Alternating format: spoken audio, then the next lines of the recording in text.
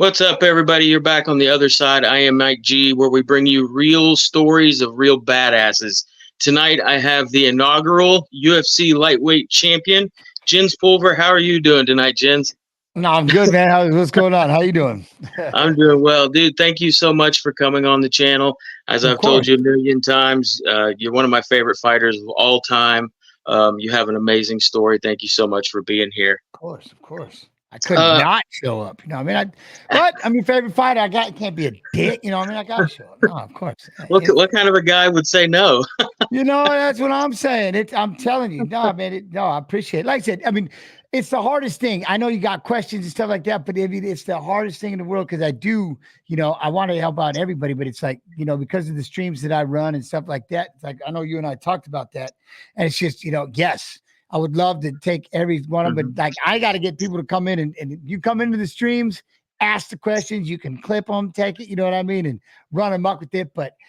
I had to every now and then, like I said, man, yeah, man, I love the idea. Besides, it gives me the opportunity to meet new people and hear, like I said, we were talking about when it comes to questions, it's cool because I get to see what you like. And that's to me, that's cool. Like, what are the questions Mhm. you want to ask me after watching me do all my shit and shenanigans and stuff like that throughout my career?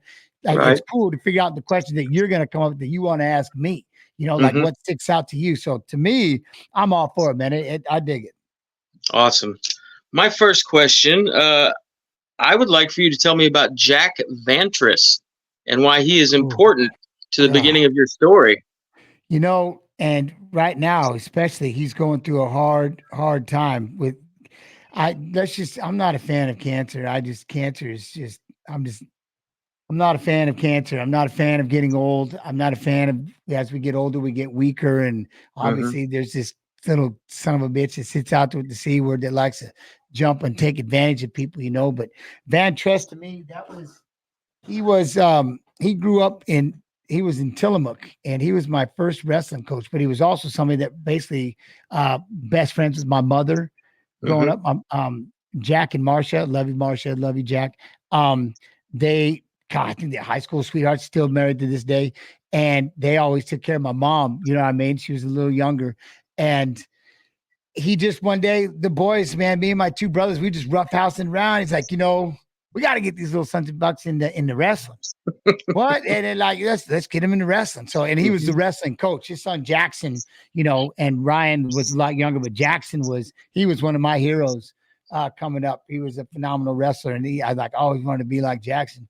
So he is what got me started in wrestling. He's got to throw these little young bucks in there, and he was my first coach, really, and yeah, just he's to me just Captain Jack. He's like a father figure, in a lot of ways. I have some coaches that have been, just very, very key in my life, man, coming up. But Jack, he was one of them, 100%. Um, Tell me about your collegiate wrestling career. You were a pretty good collegiate wrestler. I had moments. Yeah, no, I had moments. It's funny because I used to have this. I remember always dreaming about having that, just that, every year we're watching Vision Quest and having that Hmm. standout match, against an opponent and stuff like that. I used to dream about having that, just that I was going to be a state champion. It was going to come down to the last seconds and I get the Yeah. win and all that. Well, ironically, I found myself in that exact moment. And this is one of those things where you almost wish, man, if only we had the power of the internet back in the day. This Yeah. thing got this rivalry between me and Lennox Morris got so big, the entire state knew about it. And it was all based. I'm not kidding. We were like the articles. People see like every weekend. Every other day they were coming in to watch me train. It all started. I was undefeated my sophomore year, and I went out to my home match. I don't lose home matches. I just hadn't. You know what I mean? And I went out there, and I'll never forget when he was cutting weight. He crawled underneath the mats. And I'm thinking to myself, what is he doing? Obviously trying to get a sweat going to sweat it out, whatever. I mean, I was young, didn't really pay attention to the whole ordeal. Hmm. Comes out, but he makes weight. And I remember we're wrestling and he just stomps me. He beats me, I think, by 8, 9 points, just crushed me. Woo. Oh, it was something. I think I got one escape so he could take me down again. I ended up I think it was literally 9-2, 10-2, or something like that. Jeez. Me, the team, the crowd, the home crowd, we were all just, we were stunned. I'm like, man, holy shit. I don't know what, damn, you know what I mean? So all I know is now I'm like, all right. And I'm hell bent now. I'm back in there wrestling every day. And luckily I had Ricky Christian, who ended up being a 3-time state champion. He was a year older than me. And I just had a badass team, but I had Ricky. Ricky and I grew up on the racetrack together, and we pushed each other. We beat each other up. We've been doing it since we were kids, just beating each other up on the racetrack, beating each other up in practices. And so we just kept pushing. Plus, a lot of other names. So if I leave them out, I start naming one, I'm going to leave them all out. But Ricky, I'm going to mention his name because that's Ricky. And so anyways, so the next weekend was the league tournament. Same thing. Boom, boom, boom, boom. I blast through everybody, and now we're in the finals. Me and Lennox once again. And see, the way that they did the finals back then is it would be at nighttime. All the other stuff, the placing and everything was all done. And then we'd go out to eat, stuff like that. They'd take about a 2-3 hour break. And when you come back, it'd be that one mat, the spotlight, the chairs, and each weight class going for the championship right there. Yeah, I mean, so it's a big deal, man. It's Vision Quest, you know what I mean? So we started battling out, and I remember, man, it was 0-0 going into the third round, and I was doing everything. I rode him. So in the first round, we couldn't take each other down, kept scrambling. No stalls were called, so we were getting after it. The second round, I rode him. And boom, boom, boom. I'm like, yeah, I put on the spurs and just was riding and trying to kill. Just kept holding on, was scrambling. Boom, I get out of it. Going in the third round, I choose down. Let's go. And I get away. Boom, I'm up. I'm away. Right out that. Yeah. So now we're wrestling. I'll never forget. He fires in at about 11 seconds. 11, 10, 9, 8, 7, 6, 2, takedown, 5, 4, 3, 2, 1. I lose 2-1. In the league, and he's the league champion. He gets the Puget Sound Wrestler of the Year, all these accolades, and all the news now is really starting to go nuts. The news is the media, the newspapers and stuff. They're coming in. I've got people. They're coming in. They're clicking. We're doing stories. We're battling back and forth. And he said something about that going into so the next week was going to be regionals, and he put Jens Pulver's a young gun coming up. He's going to have to wait because right now it's my turn and nothing's going to stop me. Coach Higa cut that out and gave it to me. And I hung that up, man. I have all these articles and stuff like that posted all over the place. But that one thing, he's going to have to wait his turn. And I'm like, oh, man. So now we go into the regional tournament. Boom, just crush everybody. And here we are again. We're in the finals.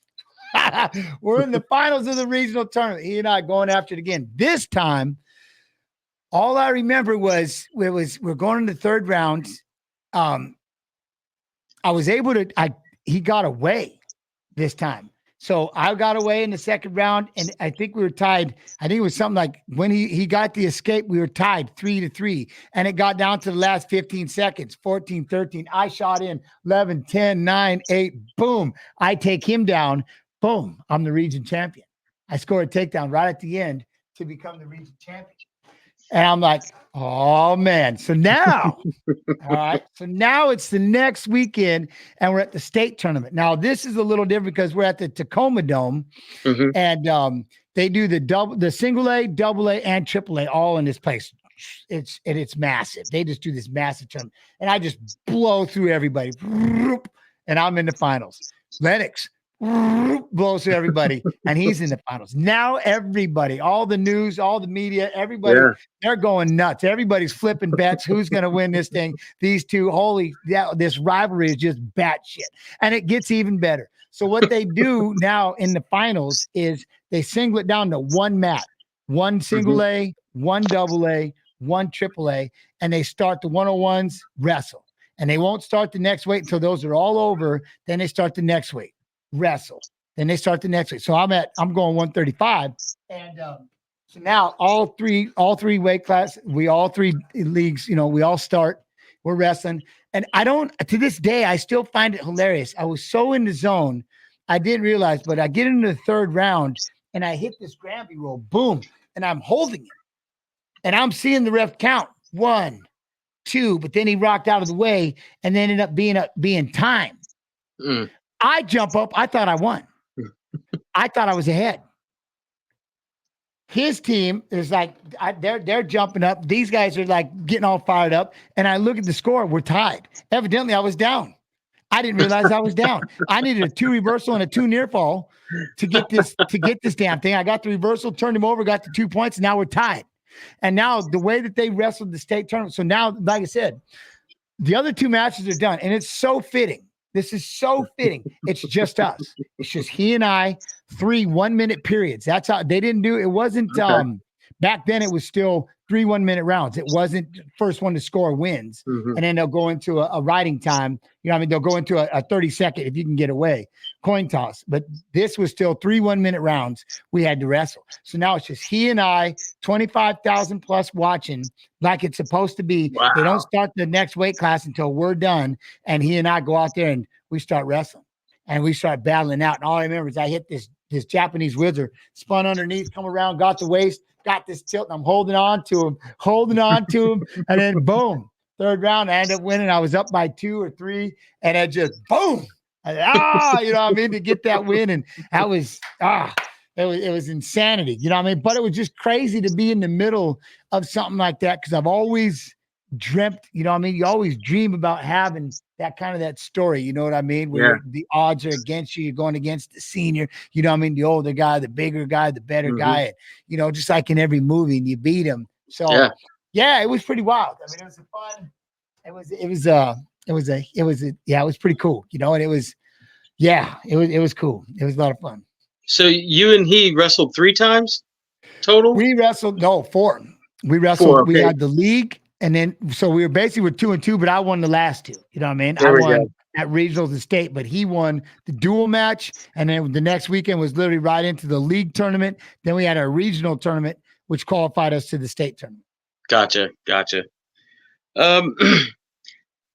If you could tell me how your love for wrestling turned into a love for martial arts. Well, all right. So after that match, what I got to see in that match was I could see my baby brother Abel crying, my mother in tears. I seen everybody hugging my mom, hugging my brother. I could see like everybody just jumping in, and I seen the joy that it brought my family. And ironically, I heard later on in life, I didn't know this at the time, but I heard that my dad, I guess he was there somewhere. I didn't know this, but I heard that he was watching somewhere. We weren't getting along. We'd already had this big fight in the van, and he'd already to beat the shit out of me. He had me all bloody and to beat the shit out of me in his van. And anyways, leading up to this tournament, to the wrestling, and I heard he was there. But anyways, I just seen how close it made everybody. And I started getting addicted to that. I started realizing this is what I was going to do.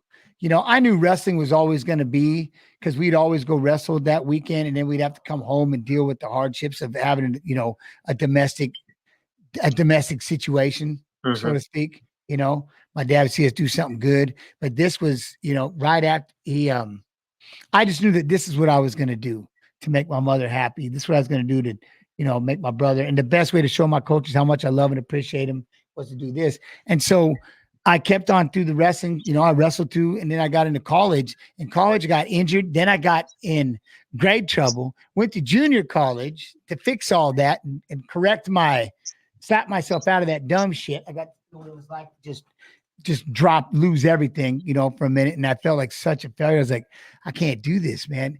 And along the way, I started learning about MMA, and I started watching wrestlers that I knew were going in MMA, and Randy Couture being one of the biggest reasons for me was Randy Couture, Townsend Saunders, Kenny Monday, all these other ones. But Randy Couture was the one for me.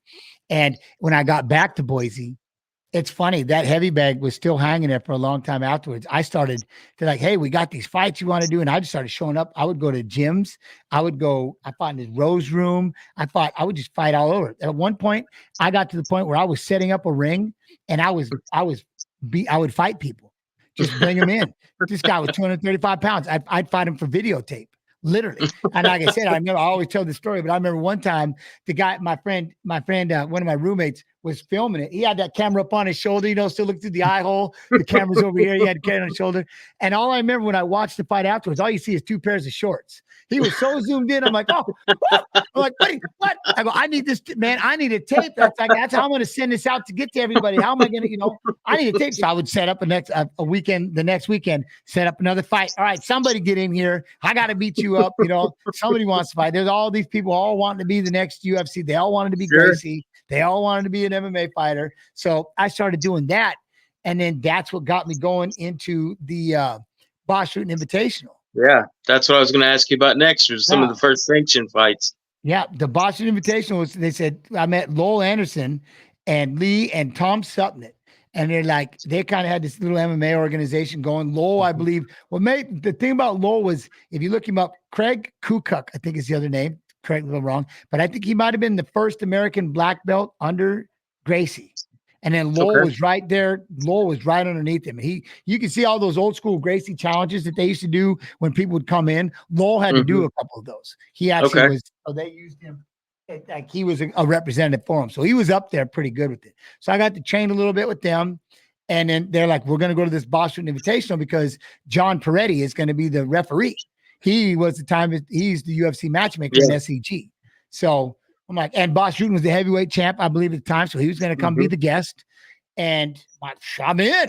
So we went to we went and fought in the Boss Shooting Invitational to try to see if we can't, catch their eye. It'd be like the original Dana White Contender Series. You know what I mean? I was out there trying to throw down at this Boss Shooting Invitational, see if I couldn't get an invite at the, into the UFC. Yeah, Boss seems like the coolest guy in the world. He's hilarious. He's hilarious. I love Boss. I'm sure you've seen Here Comes the Boom, his character that he plays in that movie with the twist. That doesn't seem too far off from That's pretty much Boss. He didn't have to do much to play himself. I don't think he had to do anything. Just got recording Boss be Boss. You know what I mean? Yeah. Awesome. Him singing in that movie is one of my favorite scenes ever. Yeah. No, and it was, like I said, I think, and the other thing was, it was weird. I'll never forget this. The weird part about where we were at in Colorado was where that shooting that happened. Columbine shooting at Columbine. Mm-hmm. I went and paid my respects and went to the wall. I was at that school right there. I believe is in Brighton, Colorado. Littleton, Colorado is where we were at, I believe. And that's where that happened. Yeah. Literally on basically the same. It was the weekend after it just had happened, which was surreal to just kind of be around and just the feeling, here we are doing this MMA stuff that everybody's not really a fan of, all the while I made sure to go over there and just pay respects to what happened at that school, which is it was just insanity. You know what I mean? Yeah, that was nuts. Tell me about moving out to California and training at I believe it was the Lion's Den, the Shamrocks. Well, it was Shamrock 2000 because Bob and Ken they kind of had their falling out. So it was after I got a call and I went down and trained with them to get ready for my first UFC.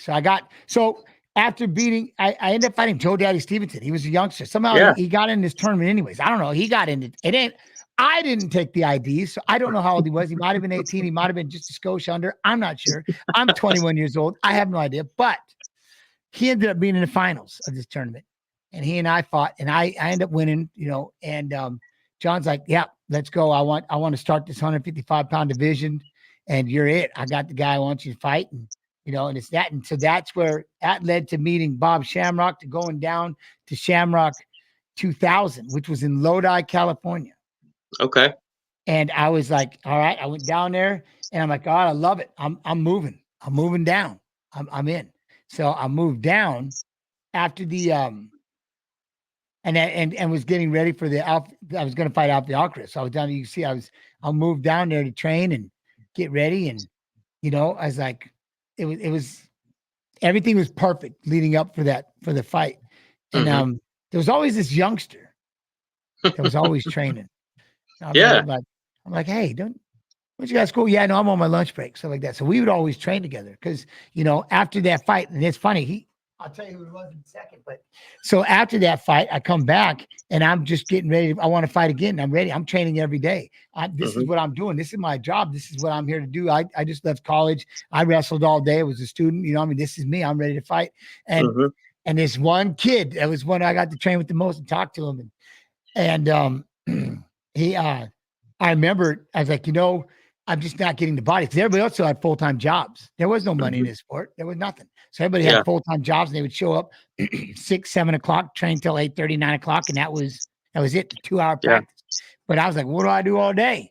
What am I going to do? So I'm like, I kind of want to go back up to Boise. At least then I was wrestling and training and lifting in the morning, running, wrestling in the Mhm. afternoon, all this stuff. I had my boxing gym that I was going to. I'm like, I had everything I needed over there. And so now I left all my stuff in at Bob's, and I just went up to just go. I was just going to go there for a couple of weeks. Mhm. And then he gives me a call and says, hey, I talked to Monty and Pat Miletich and all them, and, I would like to, I think you should go out there. I think you might be a good fit. They're just not ready for you here. They're not ready the way you are. You want to train all day. And I Mhm. think because we had met them at the UFC 22, I got to meet every one of them on the plane. I knew Miltis, he was the champ. And of course, Jimmy Yeah. Horn, everybody knew Jimmy Horn. Thought, I didn't know who Matt was I had no clue who he was, or Monty. But I knew Monty because in the full contact fighter, he had the extreme challenge. And I'm seeing Mhm. all these fighters that are coming from the extreme challenge and they're getting into UFC. I'm like, okay, I'm Yeah. in. And so Bob goes, well, I'm going to make a call and I'm going to see if they'll take you. And within a second, Bonnie's like, yeah, let's take him. So before you know it, I'm on a train. I'm going to go out to Iowa. Now, the wild part about this story is, so as I'm doing that, I was going to take a bus. I was going to go for 2.5. It's going to be, and I'm like, how long is this bus going to be? They said, oh, my friend Todd Pettit shows up right before he was going to hang out that day, and then he was going to drive up to Washington. We all grew up together, went in Maple Valley, and so he was down there in Boise, and he just happened to come by. I'm like, oh, what you doing? He goes, oh, I was just hanging out here, and then I was seeing my friends, and I was working, and I'm going to go back home and visit for the weekend. I'm like, okay. He's like, what are you doing? I go, I'm getting on a bus. What do you mean? I go, I'm going to go out to Iowa. And he goes, on a bus? I'm like, yeah. He goes, do you have any idea what it's like? You ever done a bus before? I go, no. He goes, dude, are you serious? He goes, it's horrifying. What do you mean it's horrifying? They stop in every town for smoke breaks and gas. And I go, it'll just take forever. I go, shut up. Yeah. He goes, oh, dude, I'm telling you. I go, really? He goes, oh, it's horrible. So I'm like, well, I have no choice. I have to go. So I sitting at this bus station and I'm watching this couple just act a fool, just clicking and ticking all over the place. Yeah, just being an idiot, just being loud. And someone asked him, "Hey, where are you two going?" "Oh, we're going to Chicago." And I went, "What? That's where I'm going." I go, ain't happening. I ran out to a payphone, no cell phone. I run up to a payphone. I called my house. I called the house, and I say, "Hey, is Todd there?" Todd. I go, "Todd." I go, "You still there?" He goes, "Yeah." I go, "Don't go anywhere, man. I'm coming with you." "What?" I go, "I'm going to go up to Seattle." He goes, "Yeah." I go, "Yeah." So I get back. And then the part I left out was I was freaking out. So I'd called about a train. I'm like, well, do they have a train? And they said, no, the next one's in Seattle. So that's why I was like, I go, you know what? I go, I'm taking that train. So Mhm. I jumped in. So now I ride with him up to Seattle. But before we get to Seattle, we stop in Ellensburg. My brother and everybody, they were going to college right there. Oh, they're gonna hate me for give me a minute. Is it Central? I think it's what it's called, Central College, maybe something like that. But it's right there in Ellensburg, and they were going to school. And Abel goes, "Well," and Todd's like, "You got to stay with us and hang out at least for tonight." I'm like, "Nah, man, I got to get to this train station. We got to get rolling." These guys look at me like, "You got to stay at least one." I go, "All right, well, let me call the train station and see if they." So I called them like, "Hey, no, sure, you can just same time the next day." Dude said, I go, "Really?" Like, yeah. I go, "All right, fine." So now I'm staying with them, right? So I'm hanging out with everybody. We go out, and I think it was like 5 a.m, and they had old school, right? They had this big old screen on from the news, like this warning, Mhm. or not really a warning, but urgent message, or Sure. whatever. And it showed this big old thing of Montana, and it showed this big red star where this train had derailed. Yeah, the train I was supposed to be on. Oh Yeah, no. yeah. The train I was supposed to be on Oh derailed. no. Yeah, I yeah. So they're looking at me going, "See, you owe us. We Woo. saved you." And I'm like, "Oh my Lord." I go, "Yeah, but don't talk too much, Max. Now I'm getting on this train. I don't know if I'm fired about that either." And I'm just a poor college kid. There's no on a plane, that ain't happening. You know what I mean? That ain't happening. I'm poor, man. That ain't happening. So I was like, all right. So then anyway, finally I get on the train. They got me on the train. I'm sitting there for 2.5 days, writing down all these notes and everything. And I remember when I got into Chicago, one of the things I remember, it's like as I started getting closer to Chicago, I started seeing Pabst Blue Ribbon signs on all these bars and stuff. So driving by, it just looked older, just looked more like it's been around longer, And I'm like, all right, this is something. It is cool. I remember I got out of that thing and it was so cold. I didn't Oh yeah. I didn't understand humidity till I got here. And then on the opposite end of that is wind chill. I didn't understand that either until I got here and I took whoa, and everything froze, like the little snot Yeah. circles on my nose froze. I was like, oh, what have I done? And I remember I dropped my bags. I got into Galesburg, I think it was Galena, Galena or Galesburg, anyway, in Illinois. And when I got into Chicago and I had to switch trains, like, oh my Lord, this place is massive. This place is big. I thought Seattle was big. No, Chicago's massive. So, anyways, then I get on the train, I show up, I drop my 2 bags, I go, I'm ready to be world champion. And that was it, man. And here I was in Iowa and freezing my ass off and ready to be the world champion. Sorry, that was a long story, but No, that's all right. The guy that was showing up at the gym in Lodi that you were talking he about, comes up to I'm me later. assuming kind of a He was skinny big. kid. He was a skinny kid. He wasn't very tall yet. And then all of a Yeah. sudden I'm at the UFC and he says, Jens, hey, you remember me? But he goes, you remember me from Shamrock 2000? It's me, Nick. Huh? Nick Diaz. I'm like, I'll be damned. Look at the size of you. So I've known Nick since he was 16 years old. And that's why Yeah, I it was was reading so about cool that. to That's have Nate awesome. later on the show. But I've known Nick for a long time. And it was cool, man. He talked to me and he remembers. He's like, I remember like at one point you were so upset because I felt like I had made a huge mistake. I'm like, what am I going to do? Like nobody's training down here. This isn't what I need. I moved everything down here. I've got nothing. And he's like, Yeah. and then he can only do so much, but he's like, I'll never forget that. I'll remember that. I'll always remember that. You were like you were just like with a sad puppy. Like, what am I going to do? No one wants to train throughout the day. And I would just kind of sit around and wait and wait and wait. And it's just not what I was trying to do. You know what I mean? Yeah. And like I said, when everybody got to meet and Bob met Monty and Bob talked and like bring him out. When I got here, here's the best thing. Yeah, no, our first practice started at 9 a.m. I go, shut up. Yeah, no, we got strength and conditioning and then we do workouts and stuff like that. I go, no way. Yeah. I'm like, I almost started crying. I go, Cool. I got there. I'm like, and we're in a racquetball court with mats in it, Mm-hmm. racquetball court. And we'd have 4 or 5 hours done. Then we'd come back in the afternoon and go for another 3-4 hours. And I was like, I was in heaven. And Matt Hughes showed up, I think 3 days after. So he and I showed up about the same exact time. And it was just all these ruffians just beating each other up. Wow. Everybody's beating each other up, man, sweating up the windows, just going crazy. I was in heaven. I felt like I was in a wrestling room again. I was in the college wrestling room and with a bunch of animals, and that's all we did, just train, and fight. You know what I mean? Mm-hmm. And it was heaven. It's where I was supposed to be. Yeah. Talking with Spencer and Drew, they've You told get some me insight if you talking to Spencer. That's my well, dude. Right? yeah, I've heard some stories about some training where maybe the timer was started, maybe it wasn't. Maybe Pat said, "Hey, you guys go ahead and start. I'll be back later." And he just leaves and goes and gets some food, comes back and is like, "Are you not fighting still?" So yeah, I've heard I some didn't. of those That was, stories. I carried one of those tricks with me when I did. I carried a trick with me like that during the Ultimate Fighter season 5, and it drove a couple people just nuts. I go, all right, one more, and they would hear. I go, okay, we got 2 more, and then we're done. And so like that, I go, all right, we got 2 more, and I go, all right, we got 1 more, and then we're done. All right, 1 more. And they're like, you said 1 more. And they would, and some of them would get pissed. A couple of them wouldn't say anything. They would just run. I go, and they'd look at me like, why do you got to keep doing it? You keep doing it, you keep messing with it. I go, exactly that. I go, because you're those people that have to have that clock. You're the people Yeah. that'll wait till the last 10 seconds and then try to throw everything out there. You're the people that try to conserve your energy until the last moment when you try to have a burst.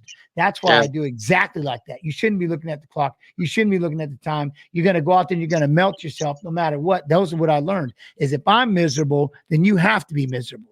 And if you're not, then we're in for the best scrap ever because I've been training my ass off. I go, that's why. You don't look at the clock and you don't wait until the last one. And there's people that do it all the time. So I just started messing with them. But militaries do that to us all the time. It was ridiculous. You know what I mean? But the same thing in wrestling, aggressive, relentless attack at all times. We had that Iowa mentality, even though we're in Boise, because Greg Randall wrestled out here in Iowa. And he was a big time wrestler out here with all these guys. I mean, a big time. He was a top notch wrestler, and he was one of Gable's boys. You know, so everything, the saunas, the work until you just drop. Like you literally, the idea of getting so tired that you're probably going to take a nap on the side of the mat for the next few hours. And then I used to literally, this is when I first got there. I'll never forget this. Pat used to have this kid's karate class, and I hear this. Kia! And I'd pop up, what the? And he'd have them all throw their jackets on me because I would literally train. I had nowhere to go. I didn't have a car, and I didn't want to bother Monty and them because as much as I appreciated them letting me stay there, I was still a stranger. And you know, that as awkward as that is, I don't want to be around with the wife and the kids. And again, I love them and thank you so much for believing in me. And they've been my friends, you know, my best friends. And I've always kept up with everybody, but I just, you know, I didn't want to be in anybody's shoes. And he used to drive nuts like, will you come up and eat? I'd go, no, I'm all right. And I would just sit in my room. Dude, you can't just do this. But I was so awkward. I was just a youngster, you know, way out of my comfort area. And I just wanted to stay away from everybody. You know, I didn't want to be a pain in the ass. Didn't want to be a bother. I would bring my clothes and just sleep in the gym in between and then train because there's only one reason I'm there. I'm there to be the best in the world. I'm there to be a champion, and there was no other reason. And so I had high standards as I started watching other people show up and what they would think they wanted to do or how they thought it was going to go. And that's like when you talk about Spencer, I never seen nothing like him. He made me look like I was like, damn. This kid is a savage. And I met Spencer. Here's one. This would be the coolest thing. I met Spencer right after I won the UFC world title, I beat Uno. The next morning, first thing, we're on a plane and we're flying to North Carolina, Wilmington, South. I think it was either South. I think we were in South Carolina. And I think and we were military had a seminar.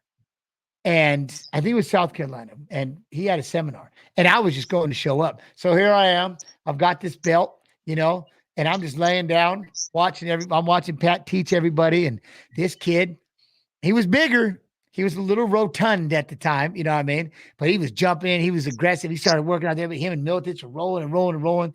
And I'm like, oh, my Lord, who is this? You know what I'm saying? And then he moved out to Iowa to be a part of it. It was Spencer Fisher. I loved that kid from the first day I met him. I mean, we used to have these Tuesday night fights that they'd always go to. We'd do boxing and stuff, kind of help us, you know, with our boxing and stuff. Because you get, again, I'm going to get sidetracked, but I'll get back to it. You're fine, man. The thing about boxing, the thing about having that crowd was, again, I tell anybody, creating that atmosphere. You can sit in the gym and box the same people over and over and over. You might be Bruce Lee, Muhammad Ali, whatever. When it's the same person, you're going day in out. Bring in a crowd and an unfamiliar face and see what happens. That's why we had that advantage. They were tough mans, but we'd all sign up. I'm in, just to learn how to box. And we used to be like, you have to learn how to box. You know what I mean? Matt would press him against the chest. Fence and still want to try to take him down, and you know, no, we have to. That's kind of how we learned. Just learn. Spencer, he was like every weekend. I'm fighting it was every Tuesday. I'm fighting. He's fighting, doing 2-3 fights. However many they'd let him fight. I'm like, this kid is nuts. I loved it, but I would do the boxing, so it was every time. I mean, so it was he was telling me about fighting at heavyweight just to get experience and stuff. Just to get experience with heavier guys and stuff like that. He was 5'7", man. Love that kid. I love him. Yeah, he's definitely a tough guy. Oh, it's. I remember there was a time like when he and I started scrapping. I remember one time I asked him. He asked me. He said, "He goes, are those body shots? You know, am I hitting you hard?" And no, it was me. I asked him. I go, dude. I go, are those body shots?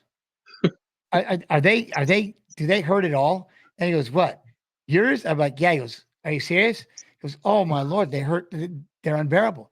I'm like, well, your poker face is so good. I'm sitting there going, what do I got to do to get him to wince? What do I got to do to get him to? He never did. So one time it broke me. I'm like, am I hurting you at all? Because it would just make him throw harder. And we'd get into these dog fights. It was just Yeah. dumb. We started looking around for other people. Like, anyone else? Can we spot? Can we? And it'd just be stuck. He and I'm like, no, because Robbie was getting too big and too strong. He was, and the same thing with Drew. Drew, luckily, he would. But see, the good thing is Robbie and Drew, they knew how to move. And I could tell people, we could open up our hands inside our gloves and stick. And you get people, their ideas of going light is they just don't have bad thoughts in their head. They're still swinging as hard as they can. Or they'll do this and they'll barely throw punches. And it's like, nah, man, you just got to learn to open up your hand inside those gloves and just flick them and keep that. So we'd really get moving around, and stuff like that. But yeah, Spencer was my man. I remember looking around going, anyone else? Can I have anyone else? That's awesome. Yeah, you made your UFC debut in 1999 against earlier. That's let's see, 2 years after I graduated high school. You and I aren't that far apart. I'm 45. Okay, close. Against Alfonso Alcaraz. You already mentioned that. What is early UFC like fighting there?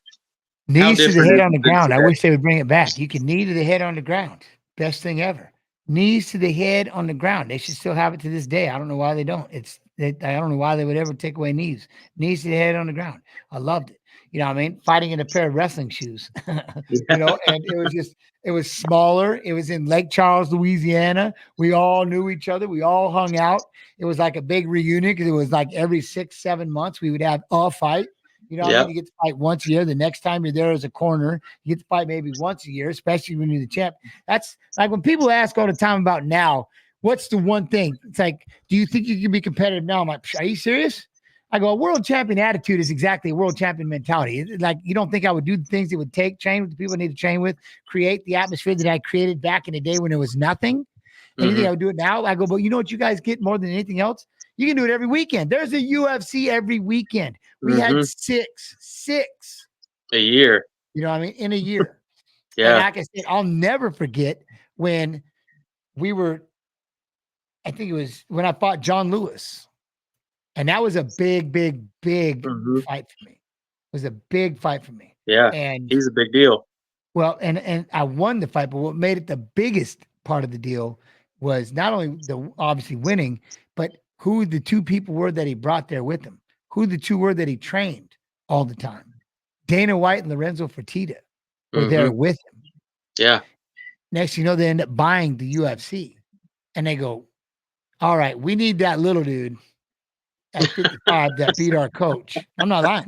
We need that little dude that beat our coach.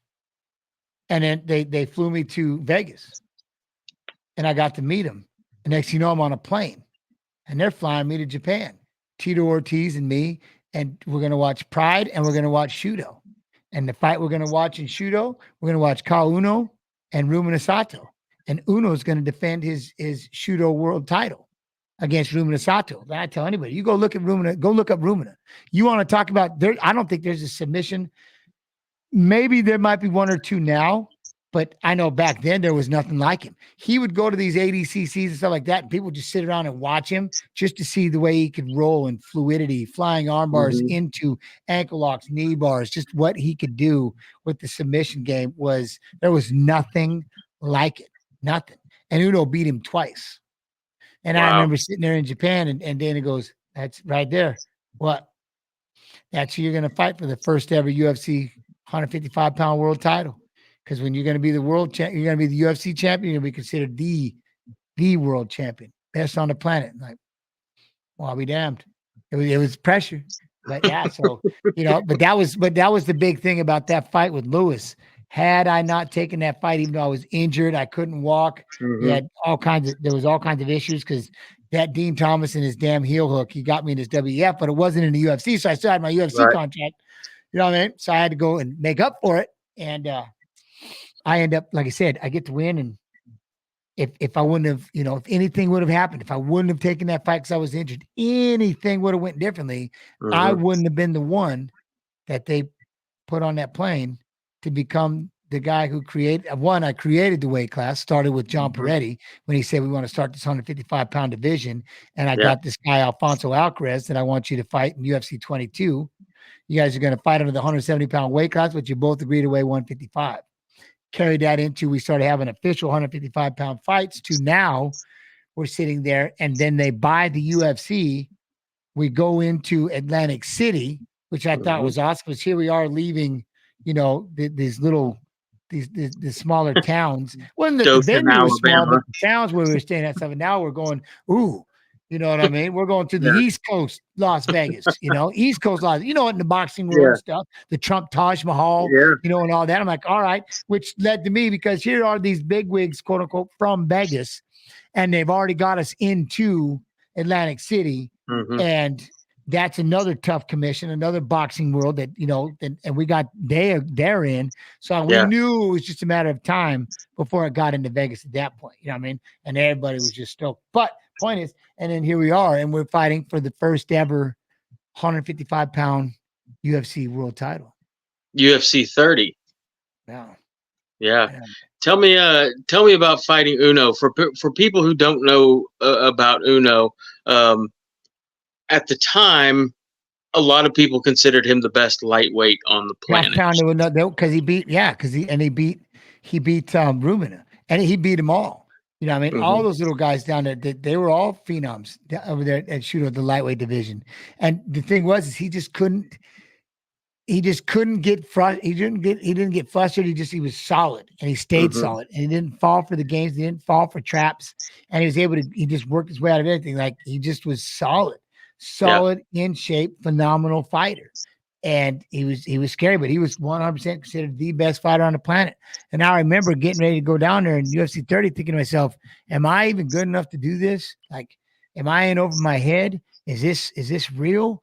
I mean, one, it is. I'm not fighting somebody from just from the same city. I'm not fighting Right. somebody from the same state, from the same damn country.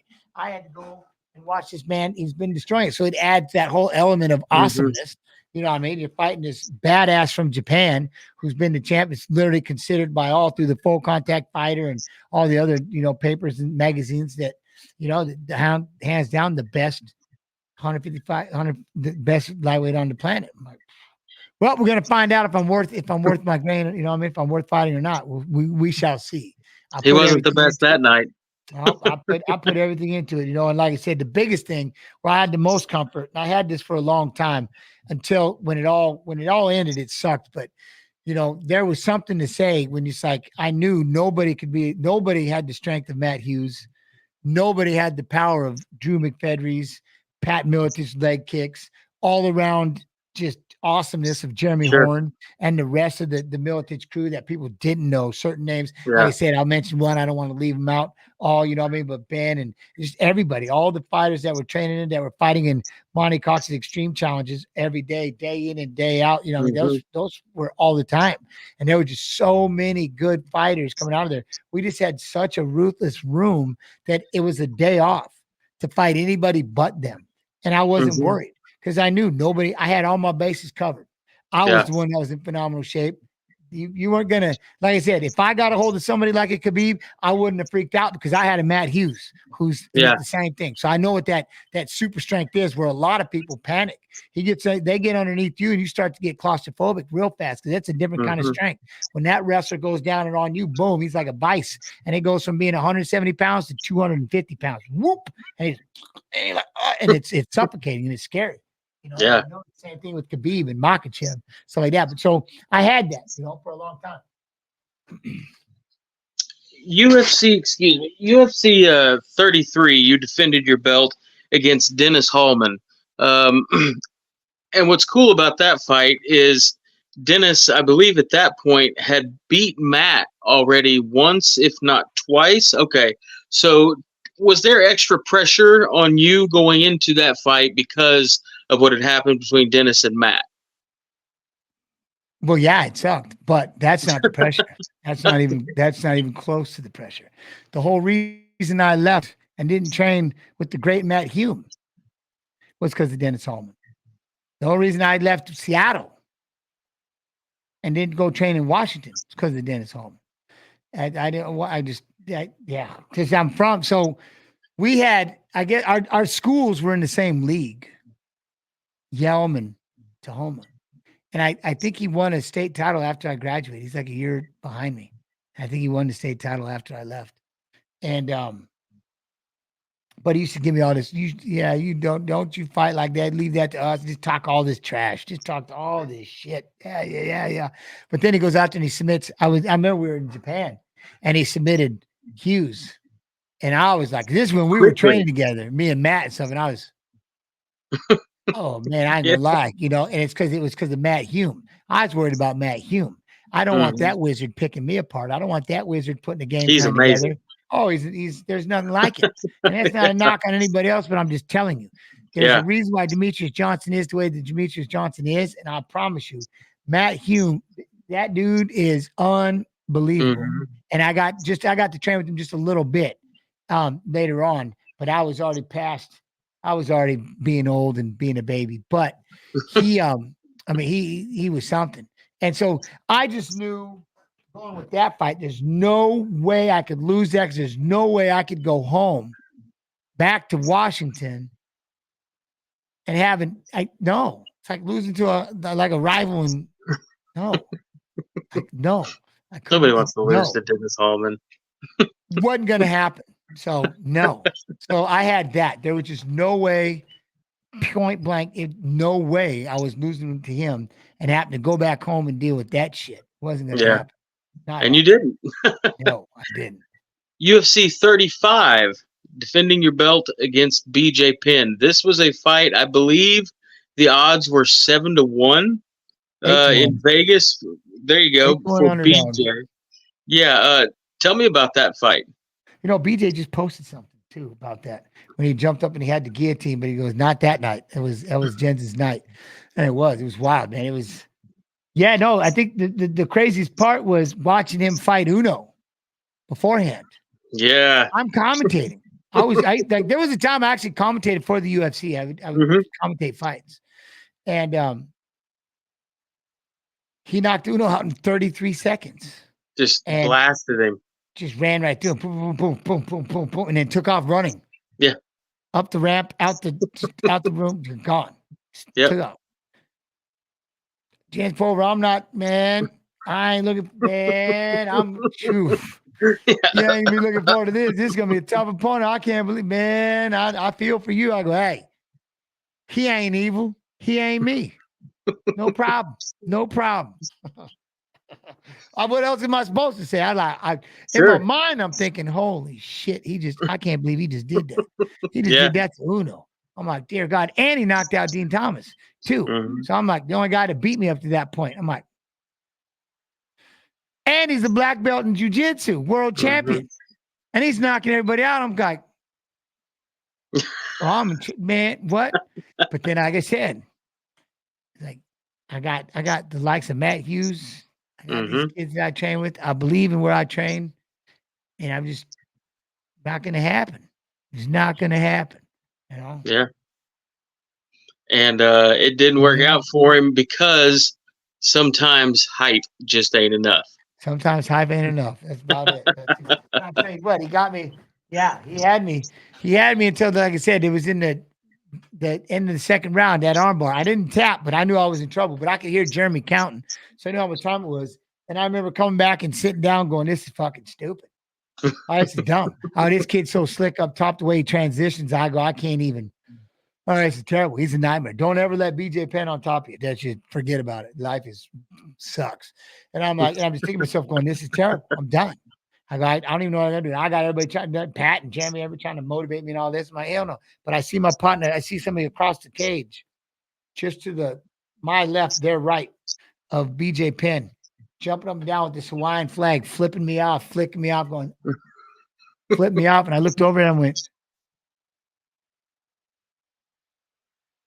this motherfucker thinks I'm his bitch. Oh, I'm not lying to you. I swear to God, I go, he thinks I'm his bitch. I go, you know what? I go, fuck this. I go, fuck that guy. And I got so pissed off. I hopped up off the stool. Get the fuck away from me. I go, get away from me. And I go, what? I go, I ain't getting taken down again. Fuck this. fuck this. I'm looking at something. Go up and watch. I tapped him at the end of the fight. It was Troy Pocky. I walked right up to him and said, "Thank you.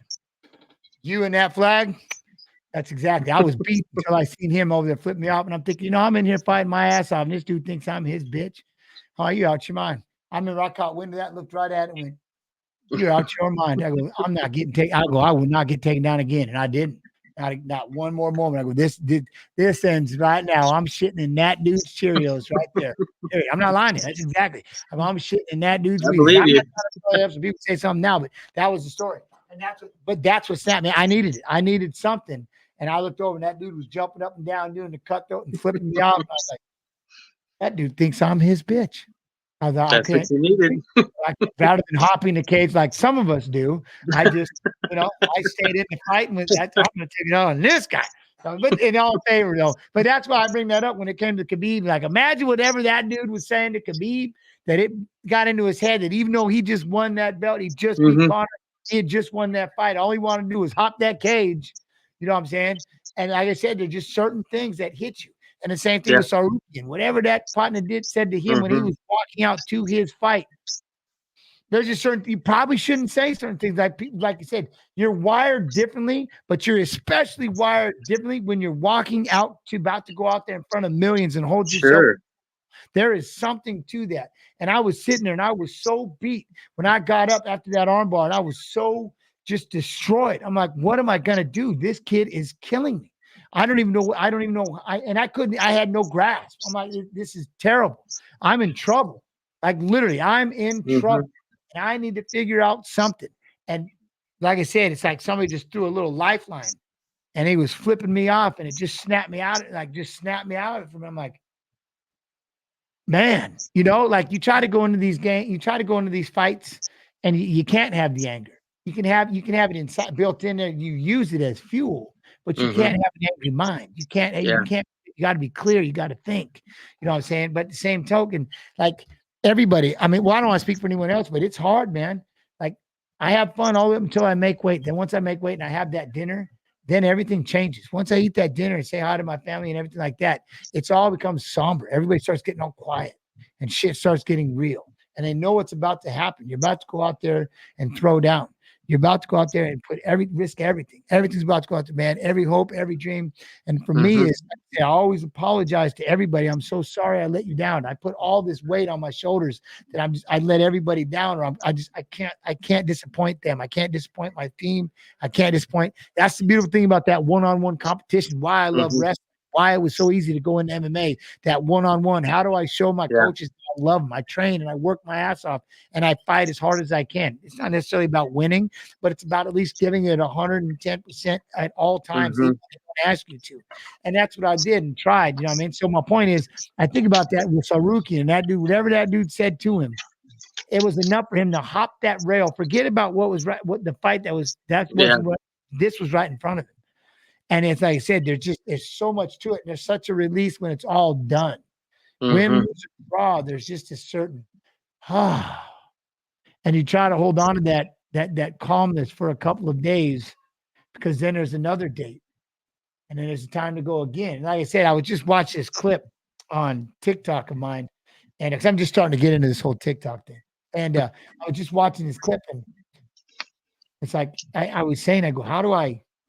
And from a documentary, I'm like, how do I go on without that competitiveness, that competitive edge? Like I always had a date, I always had a fight, I always had a thing to get ready for. What do I do now? And I see people that go through it all the time. The ones that have been in prison, the ones that have been in the military, the ones that have like that, and stuff like that. They get in institutionalized. They get that schedule. They get that. They get regimen. Same thing in the military. And then we get out. We're like, well, now what do I do? Yeah. You know what I mean? Now what do I do? And you got to figure all that out. So anyways, I know I'm going off on a mad. No, you're fine, man. But I'm just saying. So there's just a different mindset when you're walking out there. See, I'll show you. This is how I like to people. I'm not punchy. But when you go back to what I talked about with Sarukian getting as angry as he was, or Khabib when he hopped over the cage, or going back to where that moment where I was looking across the cage and I could see that kid flipping me off and doing the cut. leg, whatever it was. It just gave me it snapped me out of it. Again, to start to how the whole thing was off was you don't want to be street fight angry where you're just like, that blackout. You see that, but you have to have that in you. You have to have that anger and that ferocity in you that just kind of keeps you from hesitating, keeps you from second guessing. Because as we get older, I'm sure you'll ask this question, but as you get older, that shit starts to hit, and it hits quick. And it's, I don't want to ruin the rest of the question because I could probably answer everything in one shot, but. No, you're fine. I wanted to ask you, after you beat BJ, you left the UFC and went to Pride.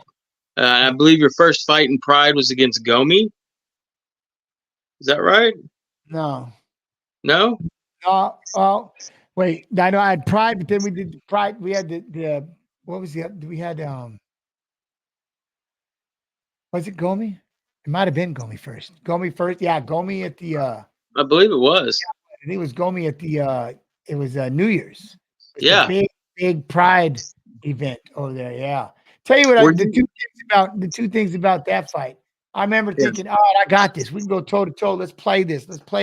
But about 7 minutes in, I'm thinking, where's this time limit? Like, where's my break, man? I could, not that I was getting tired, but I'm like, man, this is long. That 10-minute round is no joke. On top of the fact that I'm dealing with jet lag and I'm scared to death all the way up to that fight. I can't stay awake before 6 o'clock. I'm trying to go to bed. I don't know day from night. I don't know shit. I'm like, man, I'm upside down and backwards. Maybe you show up a few weeks earlier, whatever, but no, we weren't making hundreds of thousands and fights like no, I'm gonna show up, I'm gonna fight before it hits me. Then when I get back, it's gonna kick me in the ass, but I'm at home and I don't care at that point. So all I remember was, man, I'm going toe to toe. I'm going, I can take, come on, let's go. Pop, pop, pop. A boxing display. Then it's about 8 minutes in, he dusts me. I'm like, okay, this is okay. All right, this is starting to hurt a little bit. But then he jumped in, but I was trying to move and I went to sit back and I staggered. I did. He got me against the wall and I staggered and I fell down, but then they stopped it. And I was like, I wanted to be knocked out, but whatever. I mean, they stopped it.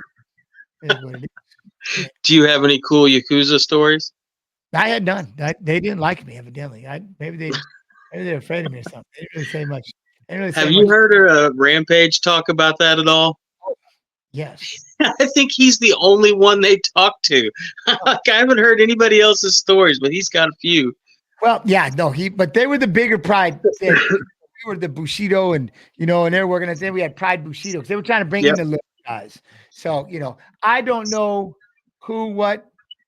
Yeah, no. But I know, like, going out with Rampage and stuff like that, it was a lot of fun. I sent, and the Brazilians. Oh. Mm-hmm. Yeah. Have you ever seen, there was I don't know if you want to call it a skit, a commercial. I have about 40 old Prides on DVD. And in one of them, it starts out, boss is he's walking towards a meeting. And he's got this briefcase chained to his wrist. And he goes into a room and there's like 20 Yakuza guys there. And he starts talking to them about how he's got the next greatest thing for the sport. And it's going to change everybody's lives and everyone's going to make so much. Have you seen this?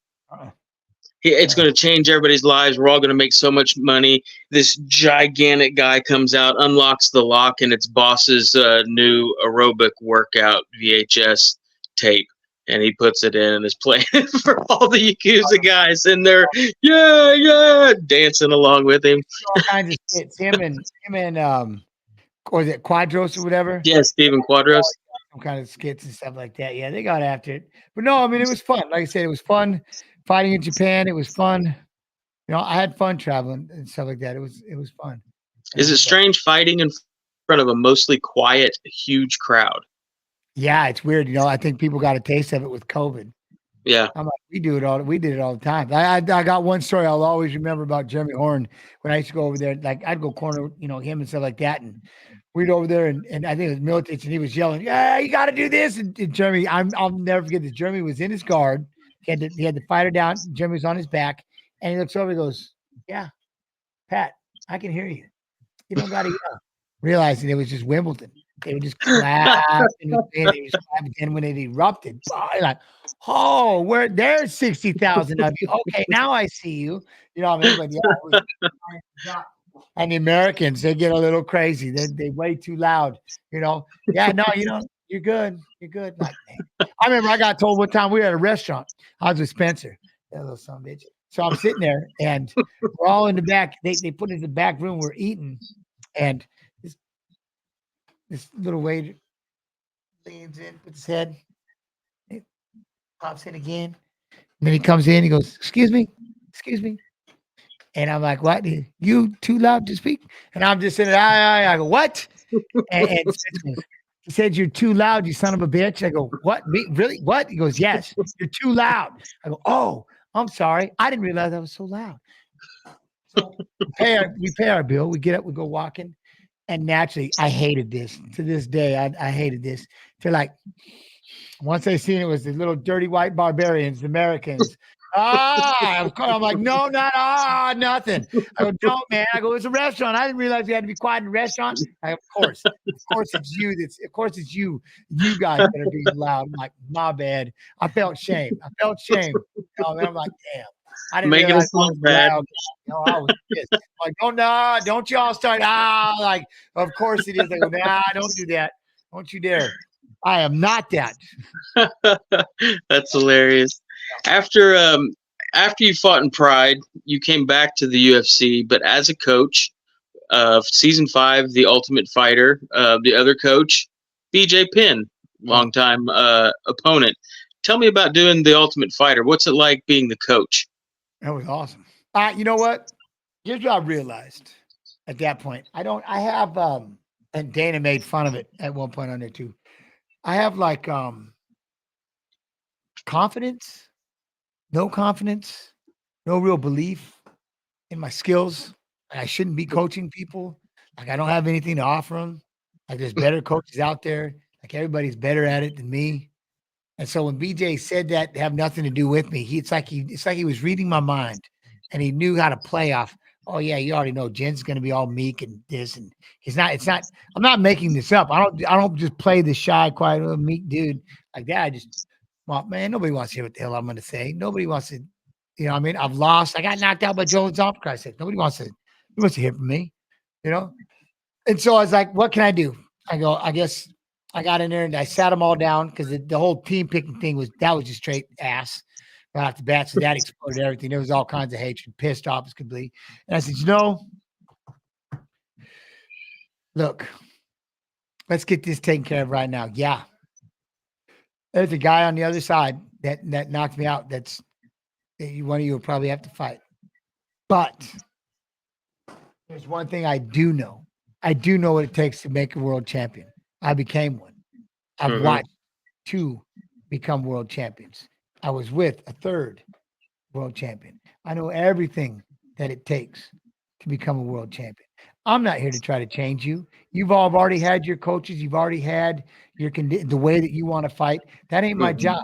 My job is to make sure you're healthy and you're ready, in shape. And that's how we're going to treat this. You guys get to tell me we're going to all do this together. Who wants to fight who? Let's get this figured out. Let's dial it in and let's get after it. Then Corey Hill, may he rest in peace, looks up and goes, all right, Will, I got to tell you something, coach. Because he was my first pick. And it was only because I wanted to leave. I wanted to run. When he said, you want nothing to do with Jens Pulver. We want to be on my team and have nothing to do with Jens Pulver. In my head, everybody was just going to raise their hands and it was over. Right there. The season was over because nobody wanted to be on my team. So fuck it. I'm out.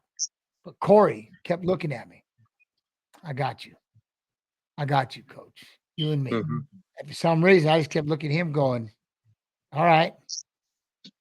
All right. I'm in. Because, Nate and Manny and them, and they're like, if you want to be on my team, raise your hand. Everybody's like, well, hell yeah, I want to be on your team. I mean, who wouldn't want to be on your team? But have nothing to do with, well, no, I can't do that. Then they had to go back down. Well, no, I can't. Nothing to do with, no, whoa, I don't even want to get in on this. That's where Nate's like, just put me on, just get me out of this. Like it was like Manny said, just get me out of this. So I said, all right, whoever has your hands up, stay up. Don't drop. Keep them up. So they had to keep their hands up the entire time. I just want to just go over there and you go over there and Dana needed that. No, you pick one, one. All right, Mm-hmm. fine, whatever. No, it's got to. But so for me, yeah, no, I just wanted to leave. I was embarrassed. I'm like, this is stupid. Wasn't BJ trying to change up the way the picks were going to take place? Yeah, he was trying to mess with he it. knew what he was doing. He was messing. He was toying with my emotions. And he was really creating. He was really creating some shit right off the bat, and he did. Touche, BJ. Touche. And it was good because I did. I wanted to. I did. You know, if he and I weren't damn near best friends right now, I would. And don't. I'm saying it, I love BJ to death. I'm gonna just go ahead and say that right now. I love that dude. That's my dude. We have everything is that's my guy. That is my brother. Mm-hmm. I love that man. But at the time, yeah, I didn't want to tell him, but I'm like, dude, very effective. Touche ass, because it worked. I wanted to just pack up, crawl into a tiny little hole and just disappear. I wanted nothing to do with it. I just sat down and told everybody, like I said, man, I've been beat. I've won, but I know what it takes. And so I took a lot of pride in running through that other team the way that we did. But what I did create was a whole little pack of gangsters. And they were team Pulver. Like the producers were like, hey man, whoa. Yeah. These kids, man, like it's going. I go, I bet it is. My team ain't playing. I go, they're gonna rip shit up. Once we got everybody dialed in, we got everybody. We end up taking on the Wang-a-Lang. We got everybody.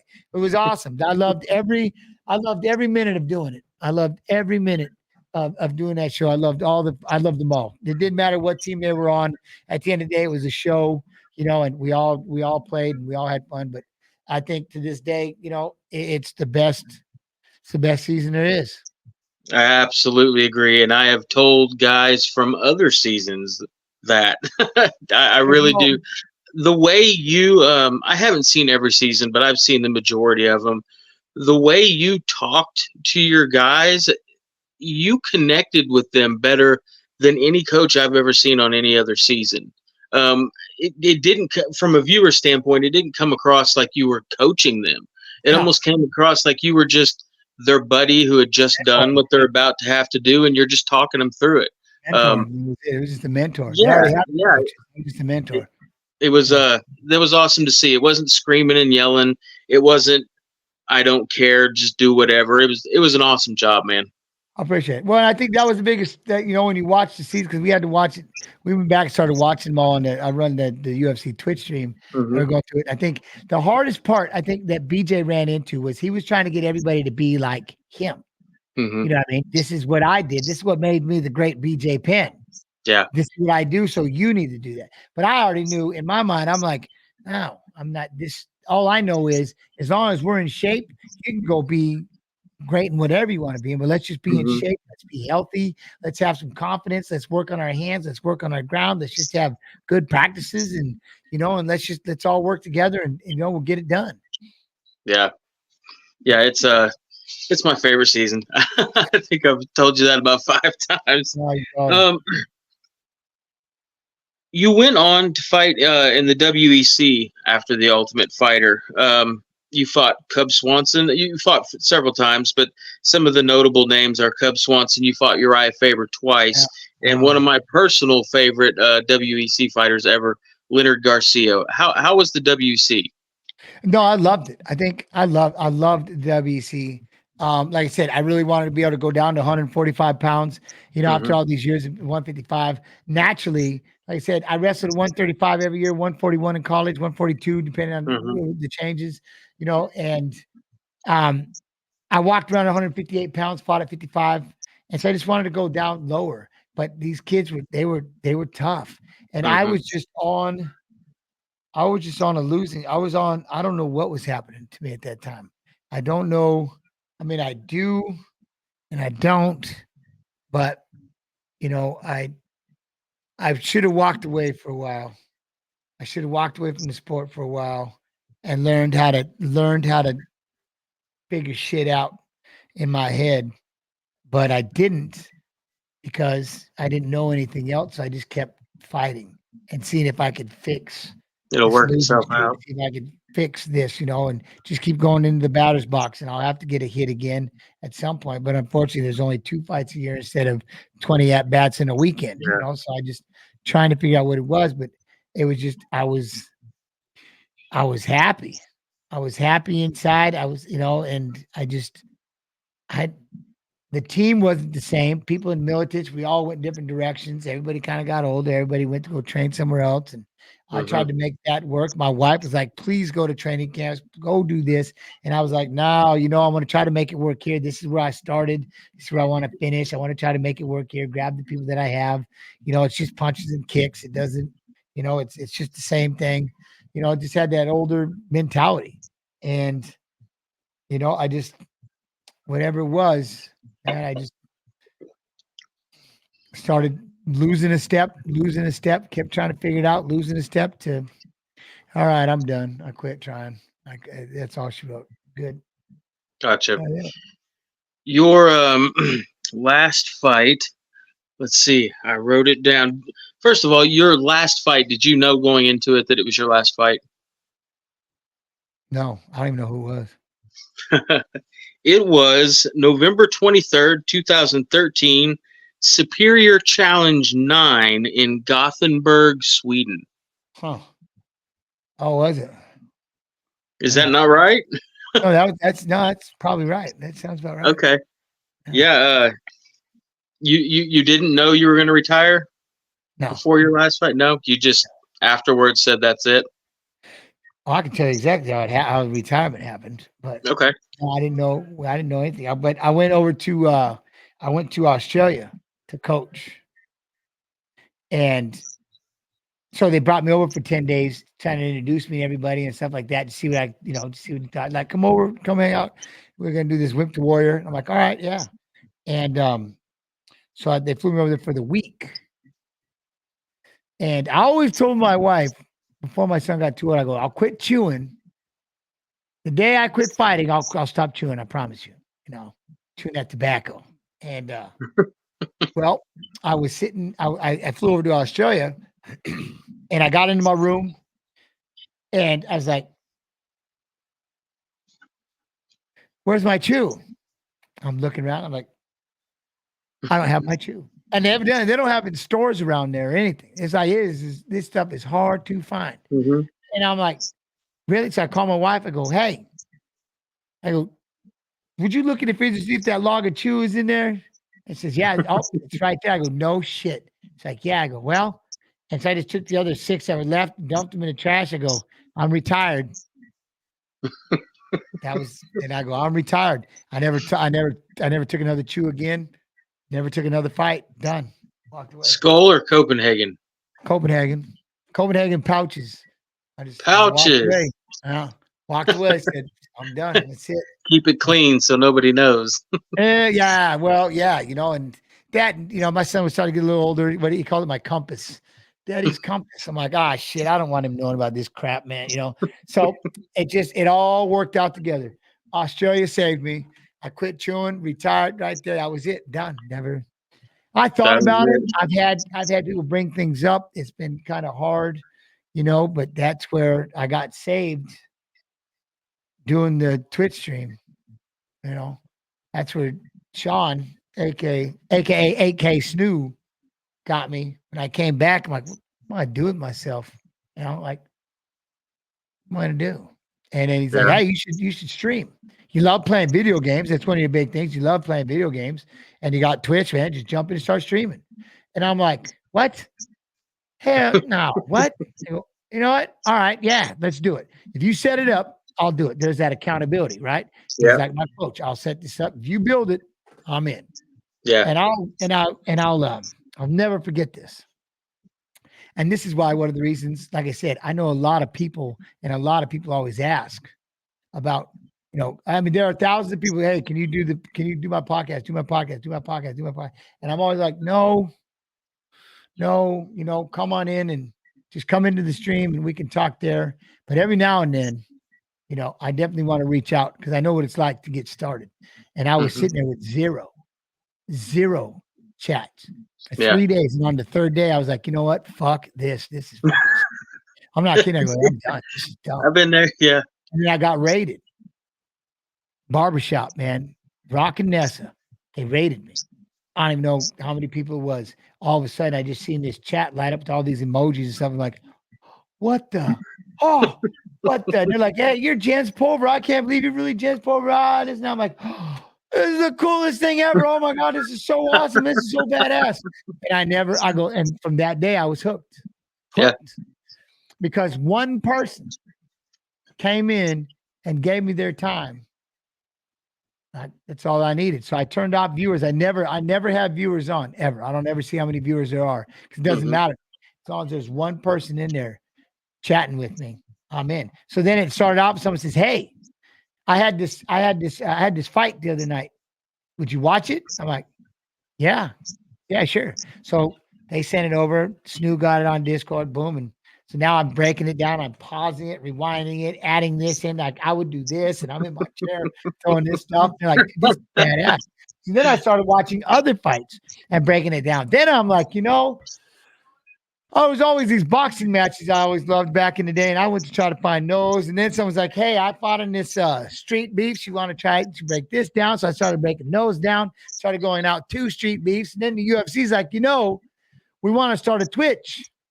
Do you think you can, like you want to audition? So I auditioned. And I remember this. They were asking Sean, how many fights can he watch? Is he just going to burn through them in 4 hours? Or something like that, like, what's he gonna just hit play and does he talk? Or like, what's gonna happen? He goes, oh, just sit back and watch this. So this is before I ever got in the Hall of Fame. So I figured, you know what? This is my one opportunity because it was the UFC stream, the official UFC stream. I got to go into Fight Pass. I got to do UFC Fight Pass, which, by the way, greatest catalog of fights out there on the planet for just under $10 a month. You can have the Fight Pass live events on Fridays and Saturdays and all the grappling events. Shit's incredible. Anyways, so we started going, so what did I do for my audition? I go, oh, that's it. I go, I'm telling everybody how the 155-pound division started. And I started talking about the boss Rutan, and then I started showing the fights. From the UFC. And then I started talking about that injury and everything that we were just talking about, what you just kind of broke through right there, this whole conversation. And I started talking about that. And then I talked about how I won the belt. And before I was done, I was crying, I was laughing, I was storytelling. 6.5, 7 hours. Wow. Fight. Because the chat was sitting there and I just got to talk to them. Now people ask all the time when I do the watch alongs. Like I had guests when it's a pay-per-view. I just had TJ DeSantis and Don Fry. But for the most part, it's just me. And I'll go for 8 hours as long as people come in and give me their time. Sure. So I know what it's like, man, to start out. I had nobody. I had a small, and then all it took was one. You know what I mean? And so that's why you're never too big to give back. And that's like one of the things that I always started doing was you used to be able to raid people, right? And you could, and so people would, all right, man, I'm done for the day. So we're going to raid so-and-so. And I used to tell everybody, find me somebody, they only have one. Oh, that with one viewer or no viewers right now. And it got to this point where people were like, all right, I have somebody for today. I have somebody we're going to get today. You know what I mean? And so that's what we would do is I would find, and hopefully I could do something like Barbershop, Rock and Nessa did for me on day 3, because what they did to get back to the very beginning was I needed to find something to do in my career after my career was over. And I found that thing that was missing. The one key ingredient was people giving me their time. The greatest gift on the planet. Money can't buy it. We always wish we had more time. And the fact that you were in there giving me your time, I was humbled. And then I get to talk to you.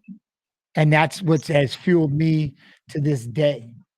You know what I mean? So long story longer is just don't let, to get back to you, just keep pushing. Oh, yeah.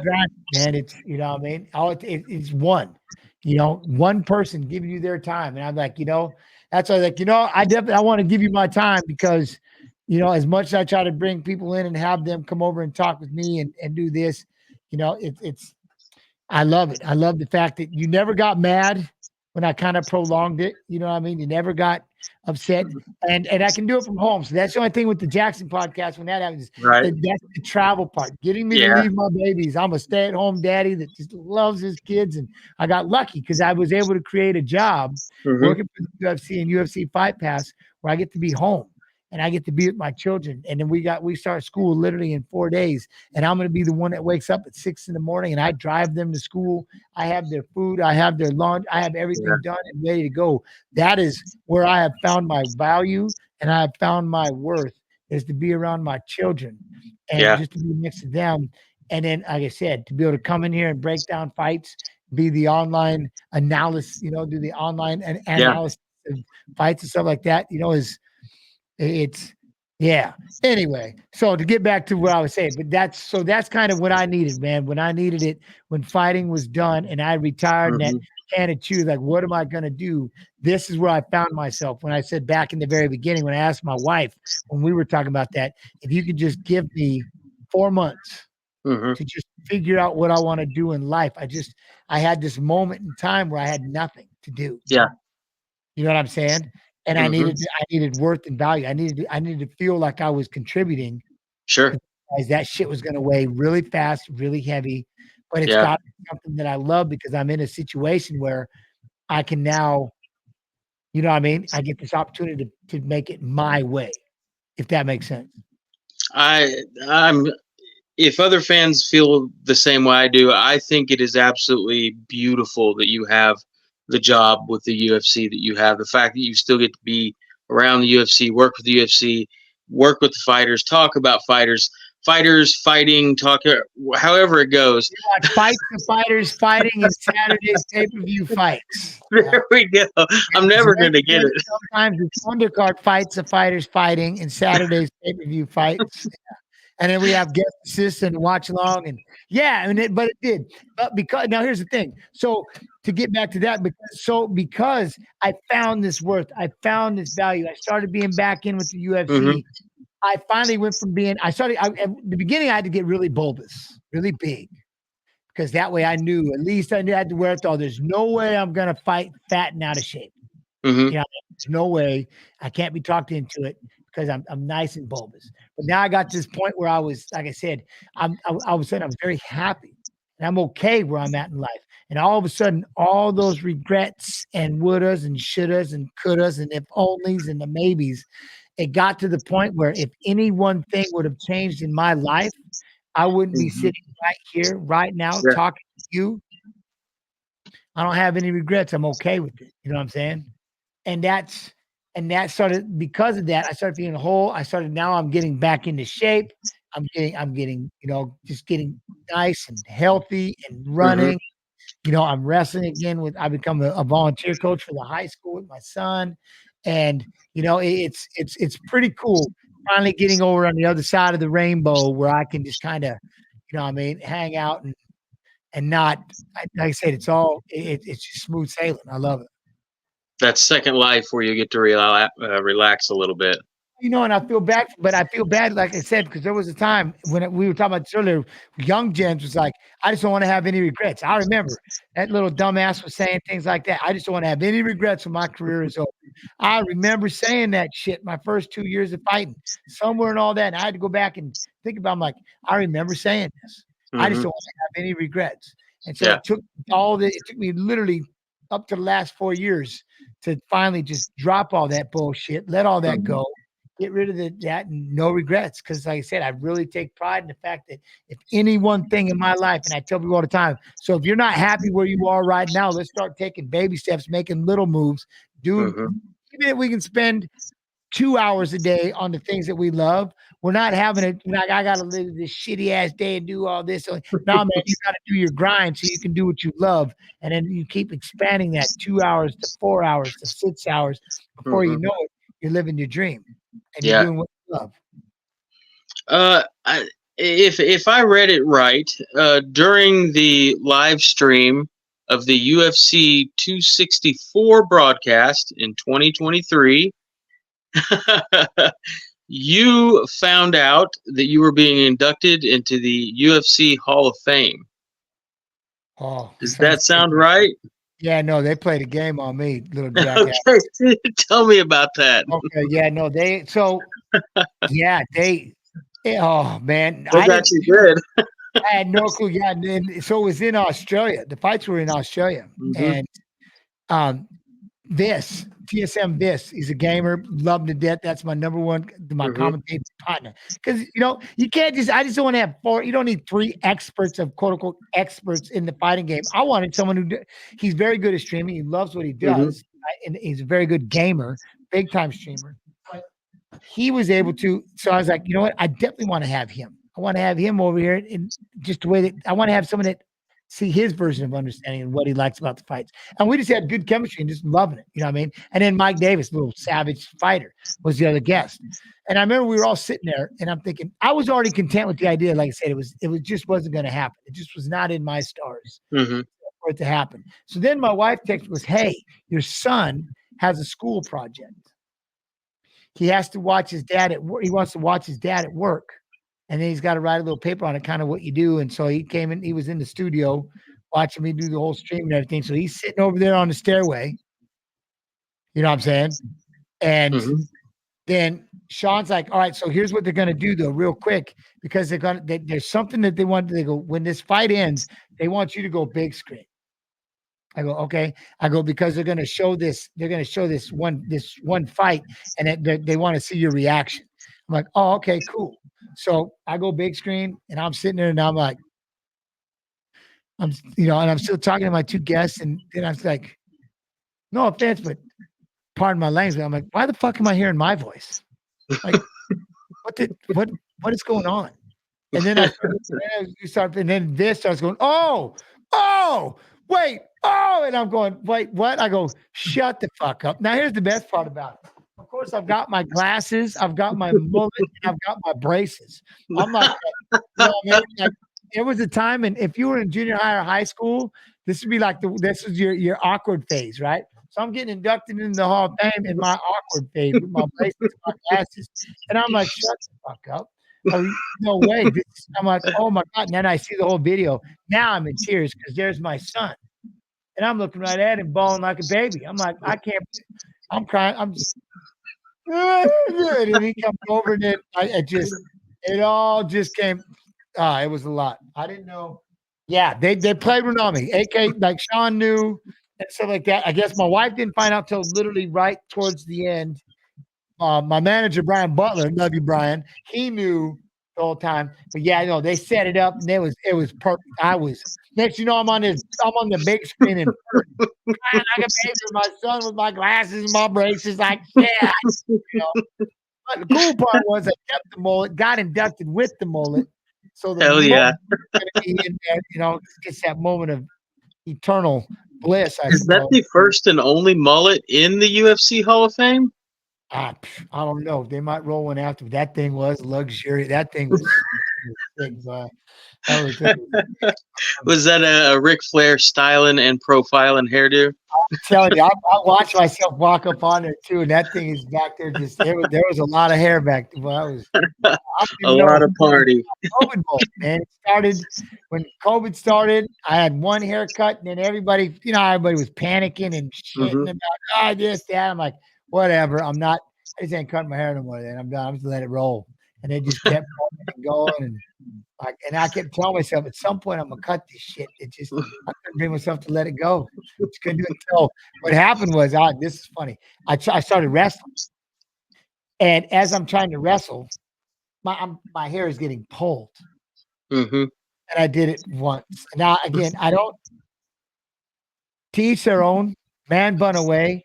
You do you. All right, but my wife grabbed my hair, threw that thing into a one-man bun. I flipped sideways, got one look at that, and went, fuck this shit.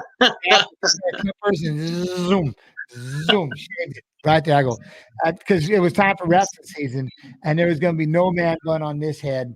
Whoop, I shaved it off, and that's how it stays since. The era of the mullet, before you completely shaved it all, did you leave a rat tail just for a minute? I don't know why I did, but I thought about that. I thought about leaving the rat tail, but I walked in pissed and made sure there was going to be no way and started in the back. Just started cutting. Could have got like a mesh belly shirt to go with that rat tail straight out of the 80s, man. I know. I want to go on. Ironically, so that was the other thing. So we used to have this deal back in high school. It's funny you said that. I never told. So, and I think I still have it somewhere. So I had this tail, and we started growing. So me and Ricky were like, all right, first one to lose, you know what I mean? You have to cut the tail. Well, the next year I went undefeated. So I didn't get to cut that damn thing the entire year. I trimmed it a little bit, didn't get it cut. Going into my senior year, I got upset by this little badass wrestler that we saw wrestle on the same team, and he got me by 2 points. And so I went in and I cut it. And they actually did this article. They did a story about it. He cut it. And I wrapped it up, and then I took tape and I sealed it up, sealed it up, put it like a cardboard in there so it stayed in front of it, sealed it, taped it, and I carried it around. I wore it. I got that dang necklace. I wore that little rat tail like as a reminder. And they did the articles about that shit, about me and my rat tail. I think that damn thing is around here somewhere. And I was just at my mom's. Still got it? Out of his jacket, but I lost. Well, here's the thing: I lost a lot of my memorabilia, a lot of my history, a lot of my life, my high school and college. The one thing when we were talking about that story about being in California, when I went back up to start training in Idaho, I went back up to start training in Boise for a couple of weeks because I had nothing to do. But I just went back up there with just 2 bags. So that's when he said, "Hey, man, I talked to Bob. I talked to Monty Cox and Pat, and they're like, we just don't have nothing for you down here. We want you to ship down." I'm like, but I moved all my stuff down. He goes, "Oh, we'll ship it to you later." So that's why I literally, when I got on that train, and I showed up with 2 bags. I had a duffel bag full of workout clothes and a duffel bag full of my clothes.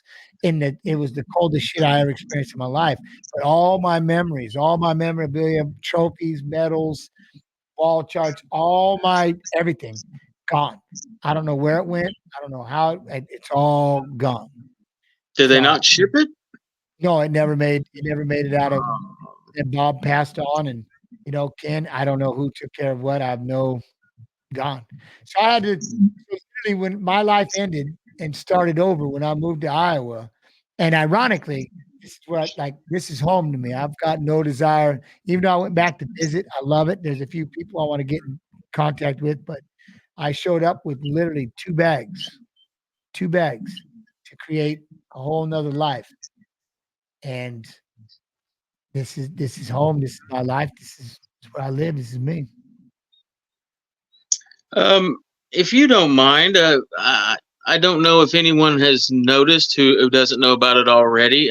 Tell us a little bit about your eyes. You've got some pretty cool eyes. So yeah, no, I'm a mutt basically, but it was You're 2 people. Chromia and stuff like that, but see how small this is and see how wide open this one is. And people always like, you look like you're 2 different people. Well, I finally went in and they were reading my eyes and they're like, all right. And they kept coming back around going, and then he'd go back in and he'd come back around. He's like, "What are you doing?" I go, "What do you mean? What am I doing? I'm just sitting here." He goes, "The machine can't read your eyes." I'm like, "What?" He goes, "I broke the machine, basically. The machine couldn't read my eyes." And so he had to go. He's like, he comes in, so he grabs that thing, starts looking around in my eye, and goes, "Holy shit."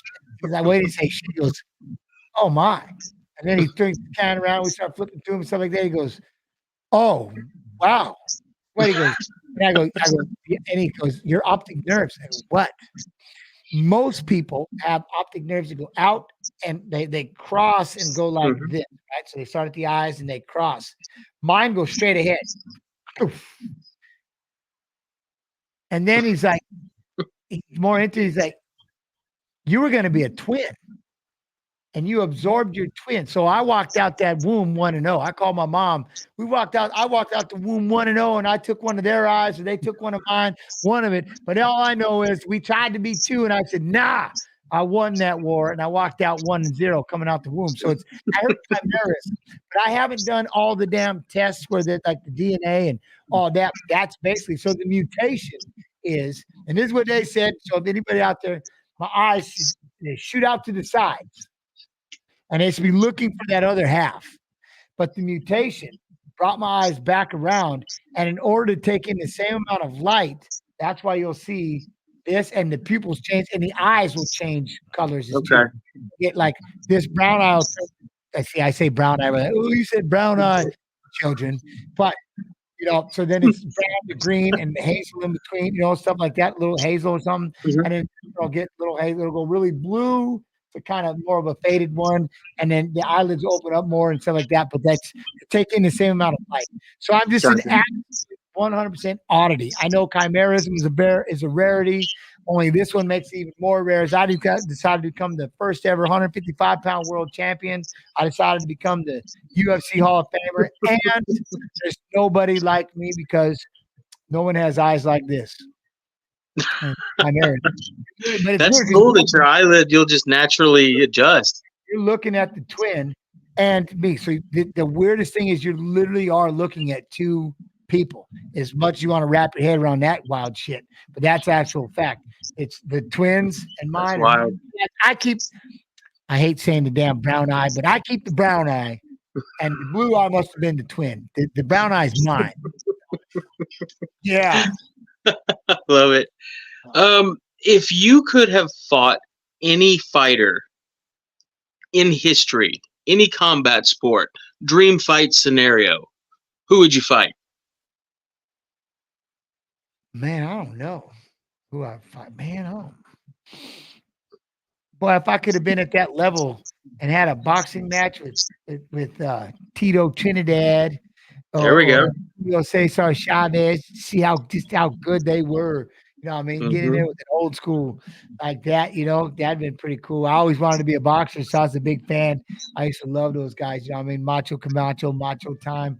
But Hmm. Julio, nobody could beat Chavez. Yeah. Nobody. Everybody tried. Melchor Taylor came so damn close, and the referee got in the way and kind of messed that up, but he had it. Melchor had it. He Hmm. had it stopped, and then so I always thought about, boxing wise. So I tried to box for a little bit because I've always wanted to be a boxer. But then when MMA came around, I'm like, oh, this is it. This is boxing with training wheels. 100%. I'm in. Let's go. I get to still be my wrestling self and try to box. And that's why I got so addicted to boxing in MMA. But like to go out there and be able to box one of them, that would be something. I got to meet Muhammad Ali, and then to see him in his time go back in the day, Mike Tyson, when he came to my locker room and watched that man in his prime was like, it was unbelievable. So, I think, I don't necessarily know if there's any one person, but if I could have boxed, I never got to that level, I would like to have been in that mix with Trinidad and all them and De La Hoya coming off the Olympics and stuff, like Yeah. boxing them.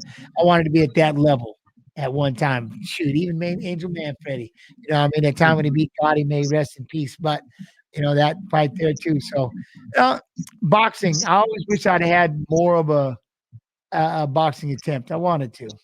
Now, if I recall correctly, you retired an undefeated professional Yeah. boxer yourself. 4-0? Yeah, 4, 6.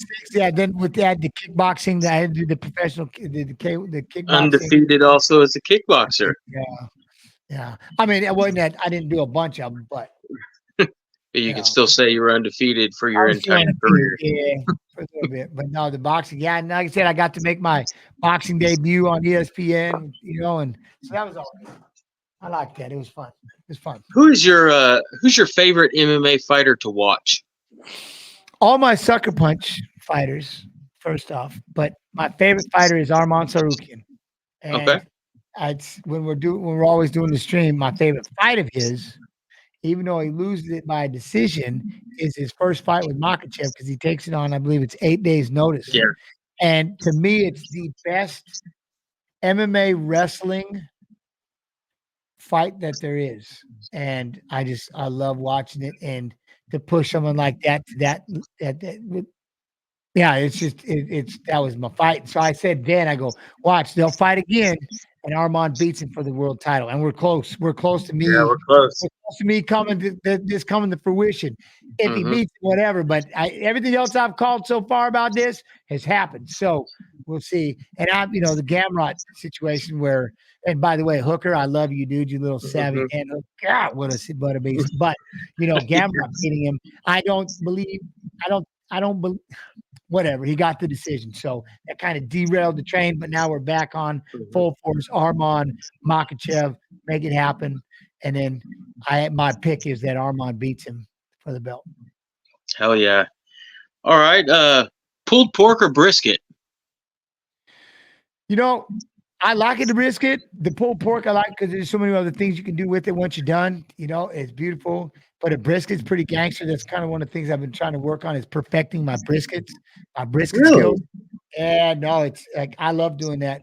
But the Okay. pulled pork is like you got to have that because we're always doing the pulled pork tacos and stuff like that all the time. It's just handy to have just handfuls of pulled pork and just throw it in your Yep. eggs, whatever you want. So it's we have a lot of that. Like the grill and the smoker's constantly going over here while it's warm before it gets freezing.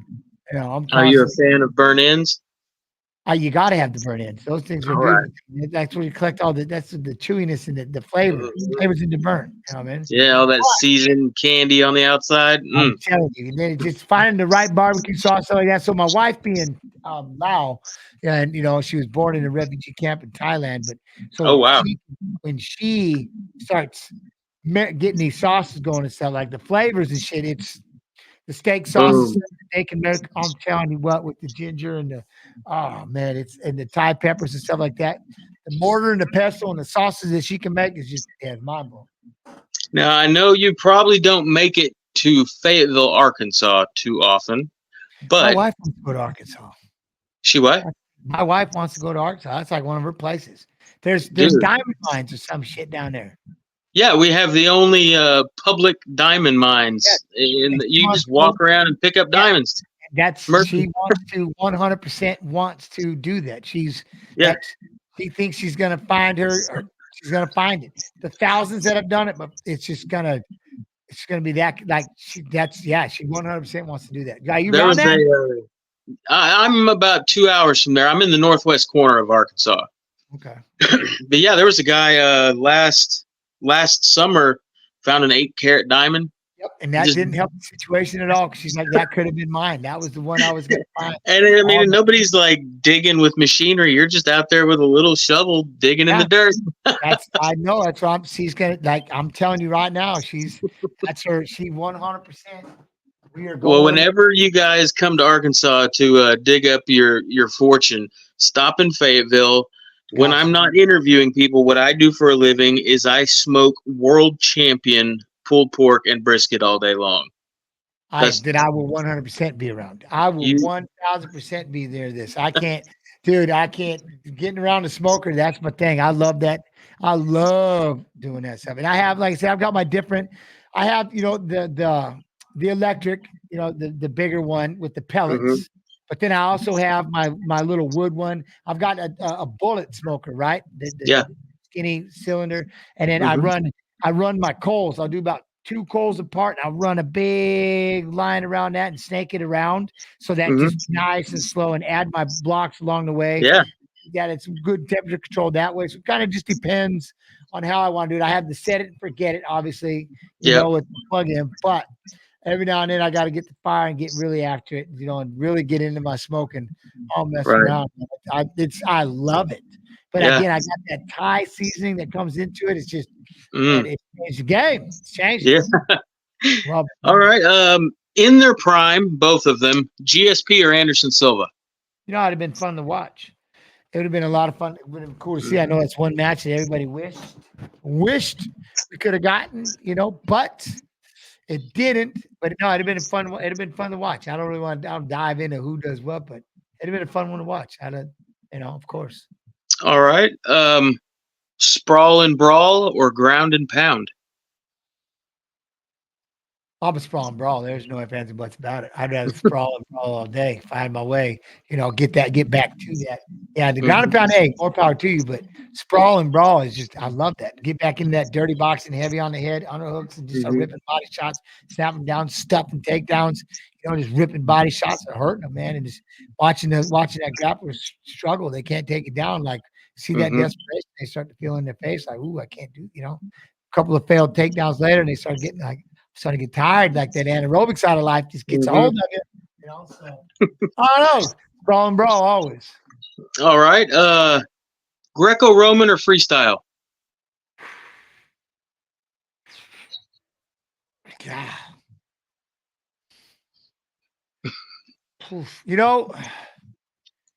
I liked freestyle for a long time, but Greco is Greco was so much more. Obviously, you can tell I loved Greco because it led right into dirty boxing, like Randy. It Mm-hmm. made sense. Dirty boxing, elbows, pummeling Yeah. underneath. You can't touch the legs, and it made sense.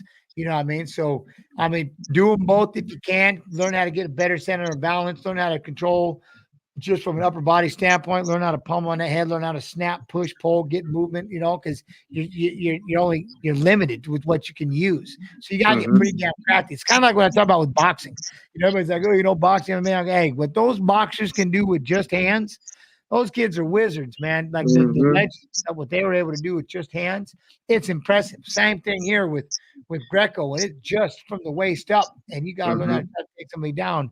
It's a whole different. I mean, it's just a different game of leverage, and I enjoy it. Yeah. All right. Biggie or Tupac? Tupac. Oh, the Tupac for sure. But I mean, both rest Nice. in peace. But I mean, if they're really gone, you keep hearing that about Tupac. Is he? Where is he? Is he? Is he? He's in Cincinnati working a paper route now. I heard what is he? Cuba, but the one down there that said that one Cuban is like it's him. It's him. They swear it's him. Uh, Movies or video games? video games, all is video game. If I got free time, I've been saying this forever, man. I've been sticking up Mike from day one. You play too many video games. No, I just when I play. If I got free time, it's game time. That's it. Yeah. When it's free time, it's game time. I can hear my son up there yelling right now. Same thing. As long as he gets straight A's, he can game all day. I can't tell him he can't. He gets straight A's. What the hell am I gonna do? He gets his homework done before he even shows up from school. Like he gets his homework done at school before he even comes home. I can't tell him he can't do it because Yeah. he's wrestles, he trains, so like me. If I have free time, if I have time between watching TV or playing video games, I mean games, of course, on a computer that Gotcha. I built or helped build. Like I said, Alexander Customs PCs just built my new one, and that thing is thing is beautiful. I'm spoiled. All right. Who's the biggest influence in your fight career?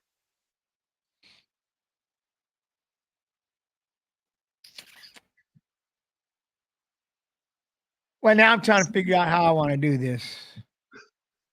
Because ironically, if I could wake him up, it's weird when I say this. If I could wake him up, man, it'd be my dad. And I would thank him. Because if it wasn't for him, I wouldn't have done any of this. I wouldn't have went down this path. I wouldn't be me. I wouldn't be this guy. I wouldn't be me. So Right. it's kind of like I said, man, for people that like it would start off in such a bad situation that if I could wake him up, man, I'd thank him because he's the reason why I am who I am, and I've done what I've done because of him. Gotcha. I mean, don't get me wrong, my parents and my mother and my coach and I, but it all started with the hatred of one person. You know what I mean? I hated him to the point that I couldn't let him beat me, and I had to go out there and, like I said, the path that I traveled is crazy. Yes, sir. Um, let's say it's your birthday and there's a stage and you can have anyone you want up there playing happy birthday to you. Who's on that stage? Poof. It just depends. Do It they can be want to anybody. It sing? can be a band. They want to It, sing, whatever it is. But I could just do a whole day of stick figure, just sitting up there, and just having the mellow music. I could, Craig Morgan, country Chris, and stuff like that. Just Chris Young, and he just, you know, I I would have stick figure because reggae is just a good neutral vibe that just everybody can kind of sit to and relax. And I don't feel like I'm choosing. They're like, they're a mood. They're not. I don't know if that mhm. makes sense. You're not like Yeah, grunge, hard rockers. They're a mood, and it's just yeah. relax and chill. So stick figure would always. It's like I always had them when I was gaming. They're like, I got in trouble. They're like, you can't have that DCA or whatever the copyright. I'm like, but they gave me permission.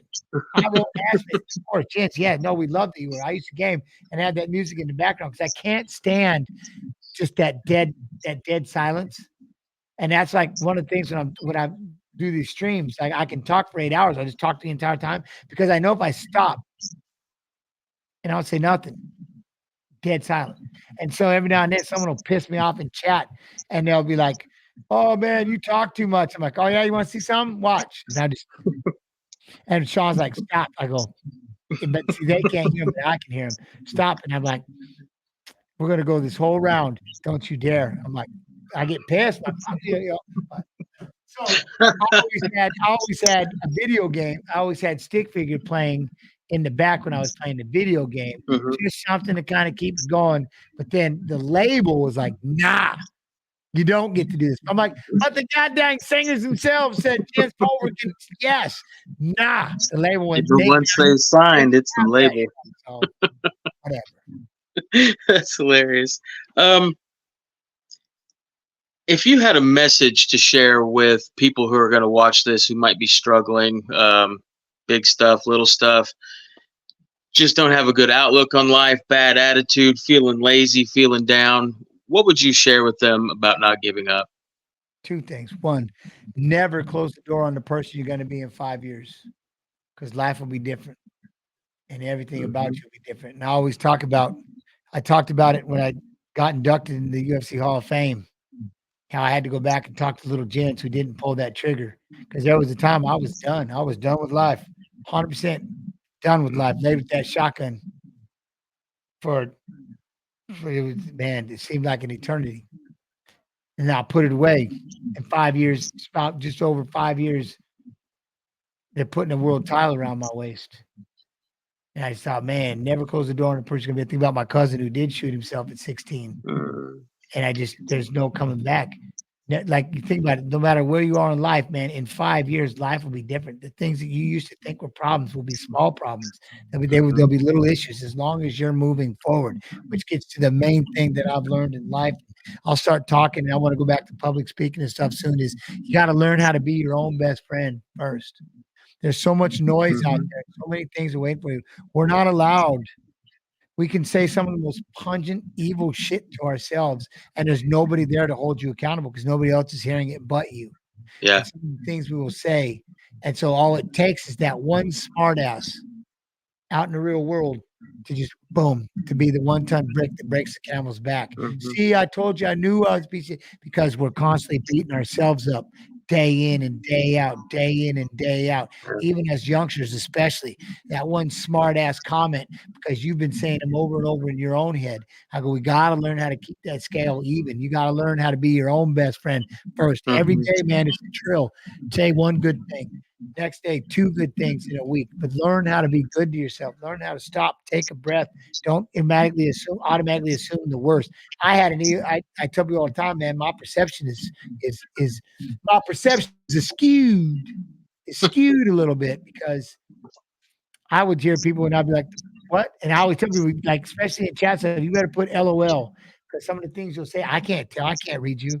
And the way that I grew up, the way I see things, I just assume the worst all the time, and it makes me snap and find, oh shit, I'm sorry, yeah. oh, man. So I've learned how to lengthen that fuse by being my own best friend and just learn to kind of sit back and take a breath, and you don't have to react right off the bat. You can slow down and just but we Yeah. got to learn how to be our own best friend first, man. It's a regimen. We got to give ourselves a regimen, like anything else. Be good to ourselves. Get out there, start working, and get yourself up and moving. And that's how, Mhm, like I said, never close the door on a person being 5 years because things will change. Move forward. You're just one bump away from something good happening, something bad happening, But as long as you just keep moving forward in this life, never mhm, close the door, never give up. Man, that'd be what I tell anybody. Find that one person, find the things that you love and focus on them. Find something you're passionate about, even if you spend an hour a day doing it, mhm. something that you love, just spend an hour doing that, and that's what I'm saying, man. Just go easy on yourself. Learn how to be your own best friend. That's the one thing that I would tell anybody. Yeah, that's good stuff. I agree with that for sure. Um, what can fans of Little Evil, friends of yours, fans of the UFC, what can we do to follow you and stay in touch? The biggest thing is the UFC Fight Pass YouTube. That's the one that we're trying to build right now. I'll be back um, every Friday and Saturday as long as there's a fights. Fridays we watch fights of fighters fighting, and Saturdays fights.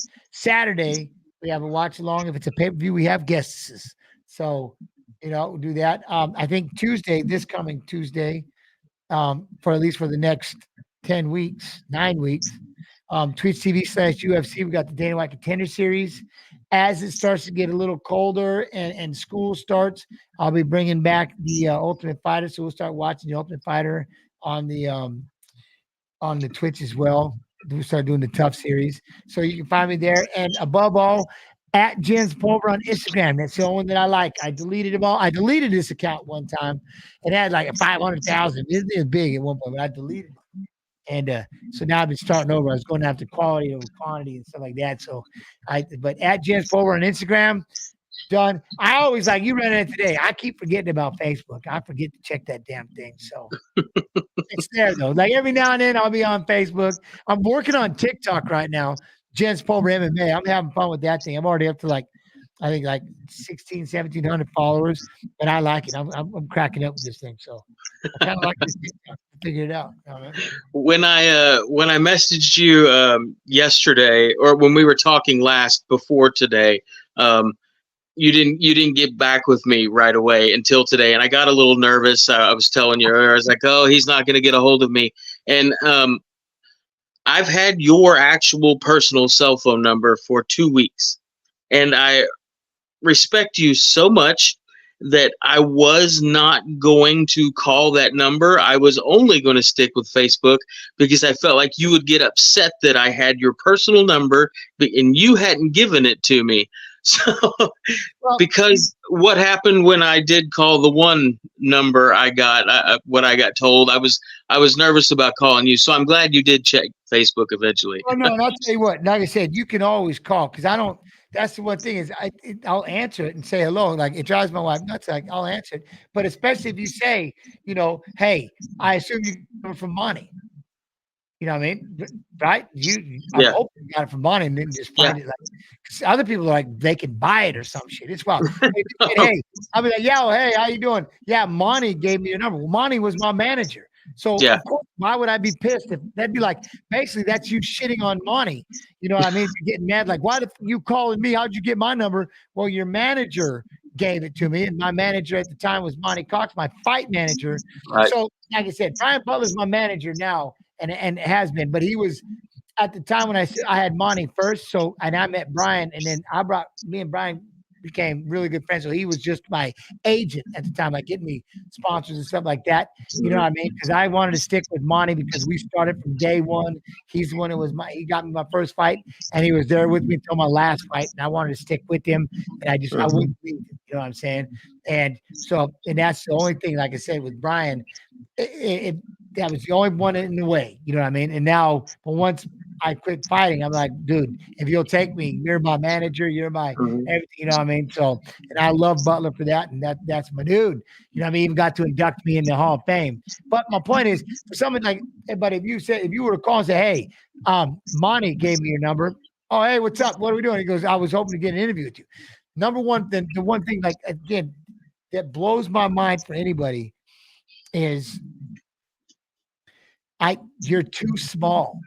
Like would be the last fucking thing you would ever hear from my mouth. So you have my number. Just don't call me drunk. Don't call me for, you know what I mean? Never. Everybody knows what I'm just saying. But because the fact that, so like I said, I would never get mad that you called me because Monty gave you a number and Monty like his family. So basically getting pissed off at you would be like getting pissed off at him, and he has the right to give me that number. So no offense, but the fuck would I get mad for? You see what I'm saying? So, but you haven't trusted you enough to give it to you. And like I said, my biggest thing was, and I've had this happen before, which is weird, is you may want to put it under a different name or something like that. This is no shit. I had somebody, they're like, somebody must have got their phone, and I don't know what they were doing. They were going through the phone book, something like that. They went, oh, and they started calling. Then they texted their friend. Now they got my number, and they started going like that. And they're like, are you D? Huh? You're JENS. I'm like, well, who the hell are you? You know what I mean? Because I don't have to, you're better off texting me because I probably won't answer if I don't have the number. Every now and then I'll do it just because I like to piss people off. Like, I'm like, you know, I mean, I'll just say some dumb scam shit. The scammers. Yeah. What's up, scam? How you doing? Like that? You know what I'm saying? You guys hit me like, you know, and I was like, what do we got going on? Hello, you know, what are you doing? And I just start messing with them and I'll just piss them off. But so I'd probably answer it. But the point is, in a text, you know, so yeah, no.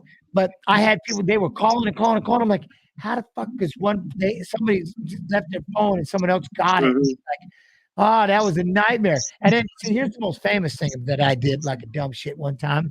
I used to have a phone number, and I heard Dana did this once too. I didn't know I was doing it. My wife, I was texting. I go, here, man, finish this text for me. And they were asking for something, and it wasn't a message. And I tweeted a phone number. All of a sudden, my phone starts blowing up. Oh Bing, no! bing, bing. I'm like, what the fuck? And I have none of these numbers saved. None of them. And I'm like, finally, I've got the 15th one. I answer, I go, hello. They go, dude, this is you, huh? What? You're JENS Pulver. I'm like, yeah, I am. He goes, Yeah, I am. yes, dude, but look what he goes, did you mean to tweet your phone number? I go, fuck no, I didn't mean to tweet my phone number. Did I? I'm like, what? And so luckily I was in the mall. I went running straight into the phone store. And I go, look, oh my God, I need help. And they're like, you can wait in line. I go, okay. I go, I'm just gonna wait over here. Like, don't cut. So I left it on and I just set it down. I set it down. Beep, beep, beep, beep, and it wouldn't stop. And after about 10 minutes, they're looking up going, and I go, yeah, I need help. And they just kept ringing, ding, ding, ringing. I had the most annoying ringer on and everything. Just left it there so they could hear it. All right, so someone comes around and goes, okay, how can I help you? I go, man, I tweeted my phone number. I need a new one.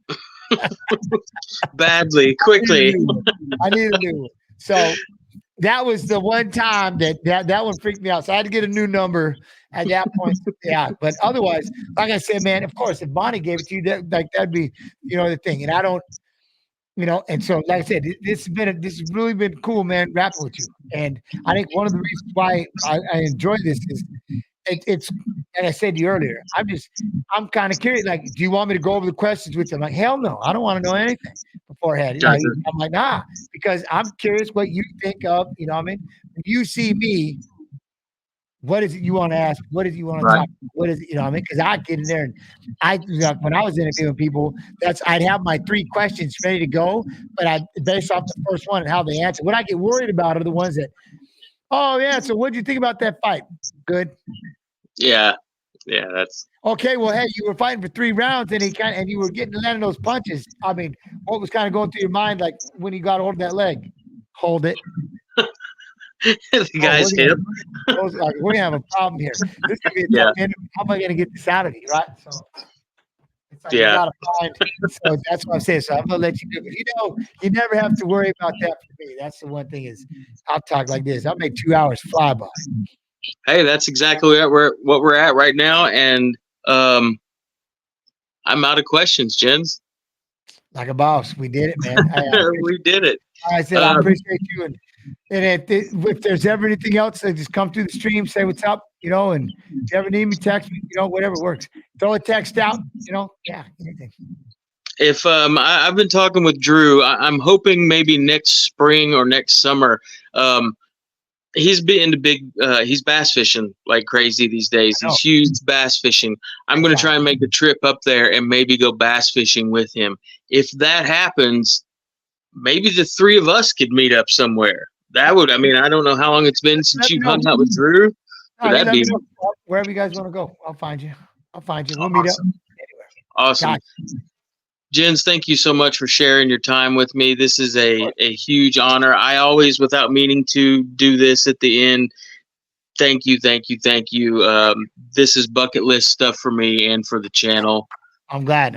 Hopefully people like it, and hopefully, like I said, man, it was a lot of fun. I enjoyed it. You know what I mean? So much success to you, and I'll be in touch. Fantastic. It'll probably take about an hour for this to upload. As soon as it uploads, I'll send you a copy of it. You man, let me know. I'll get a link and I'll just go watch it. Okay. All right. Thanks, Jen. And that way I can post it out there and show that, hey, someone got me to do an interview. So I got yeah. Thanks for being patient with me over the last couple months. I try to be as nice as possible. You go. All right, man. Have a good night, Jen. Okay, bud. See you later on.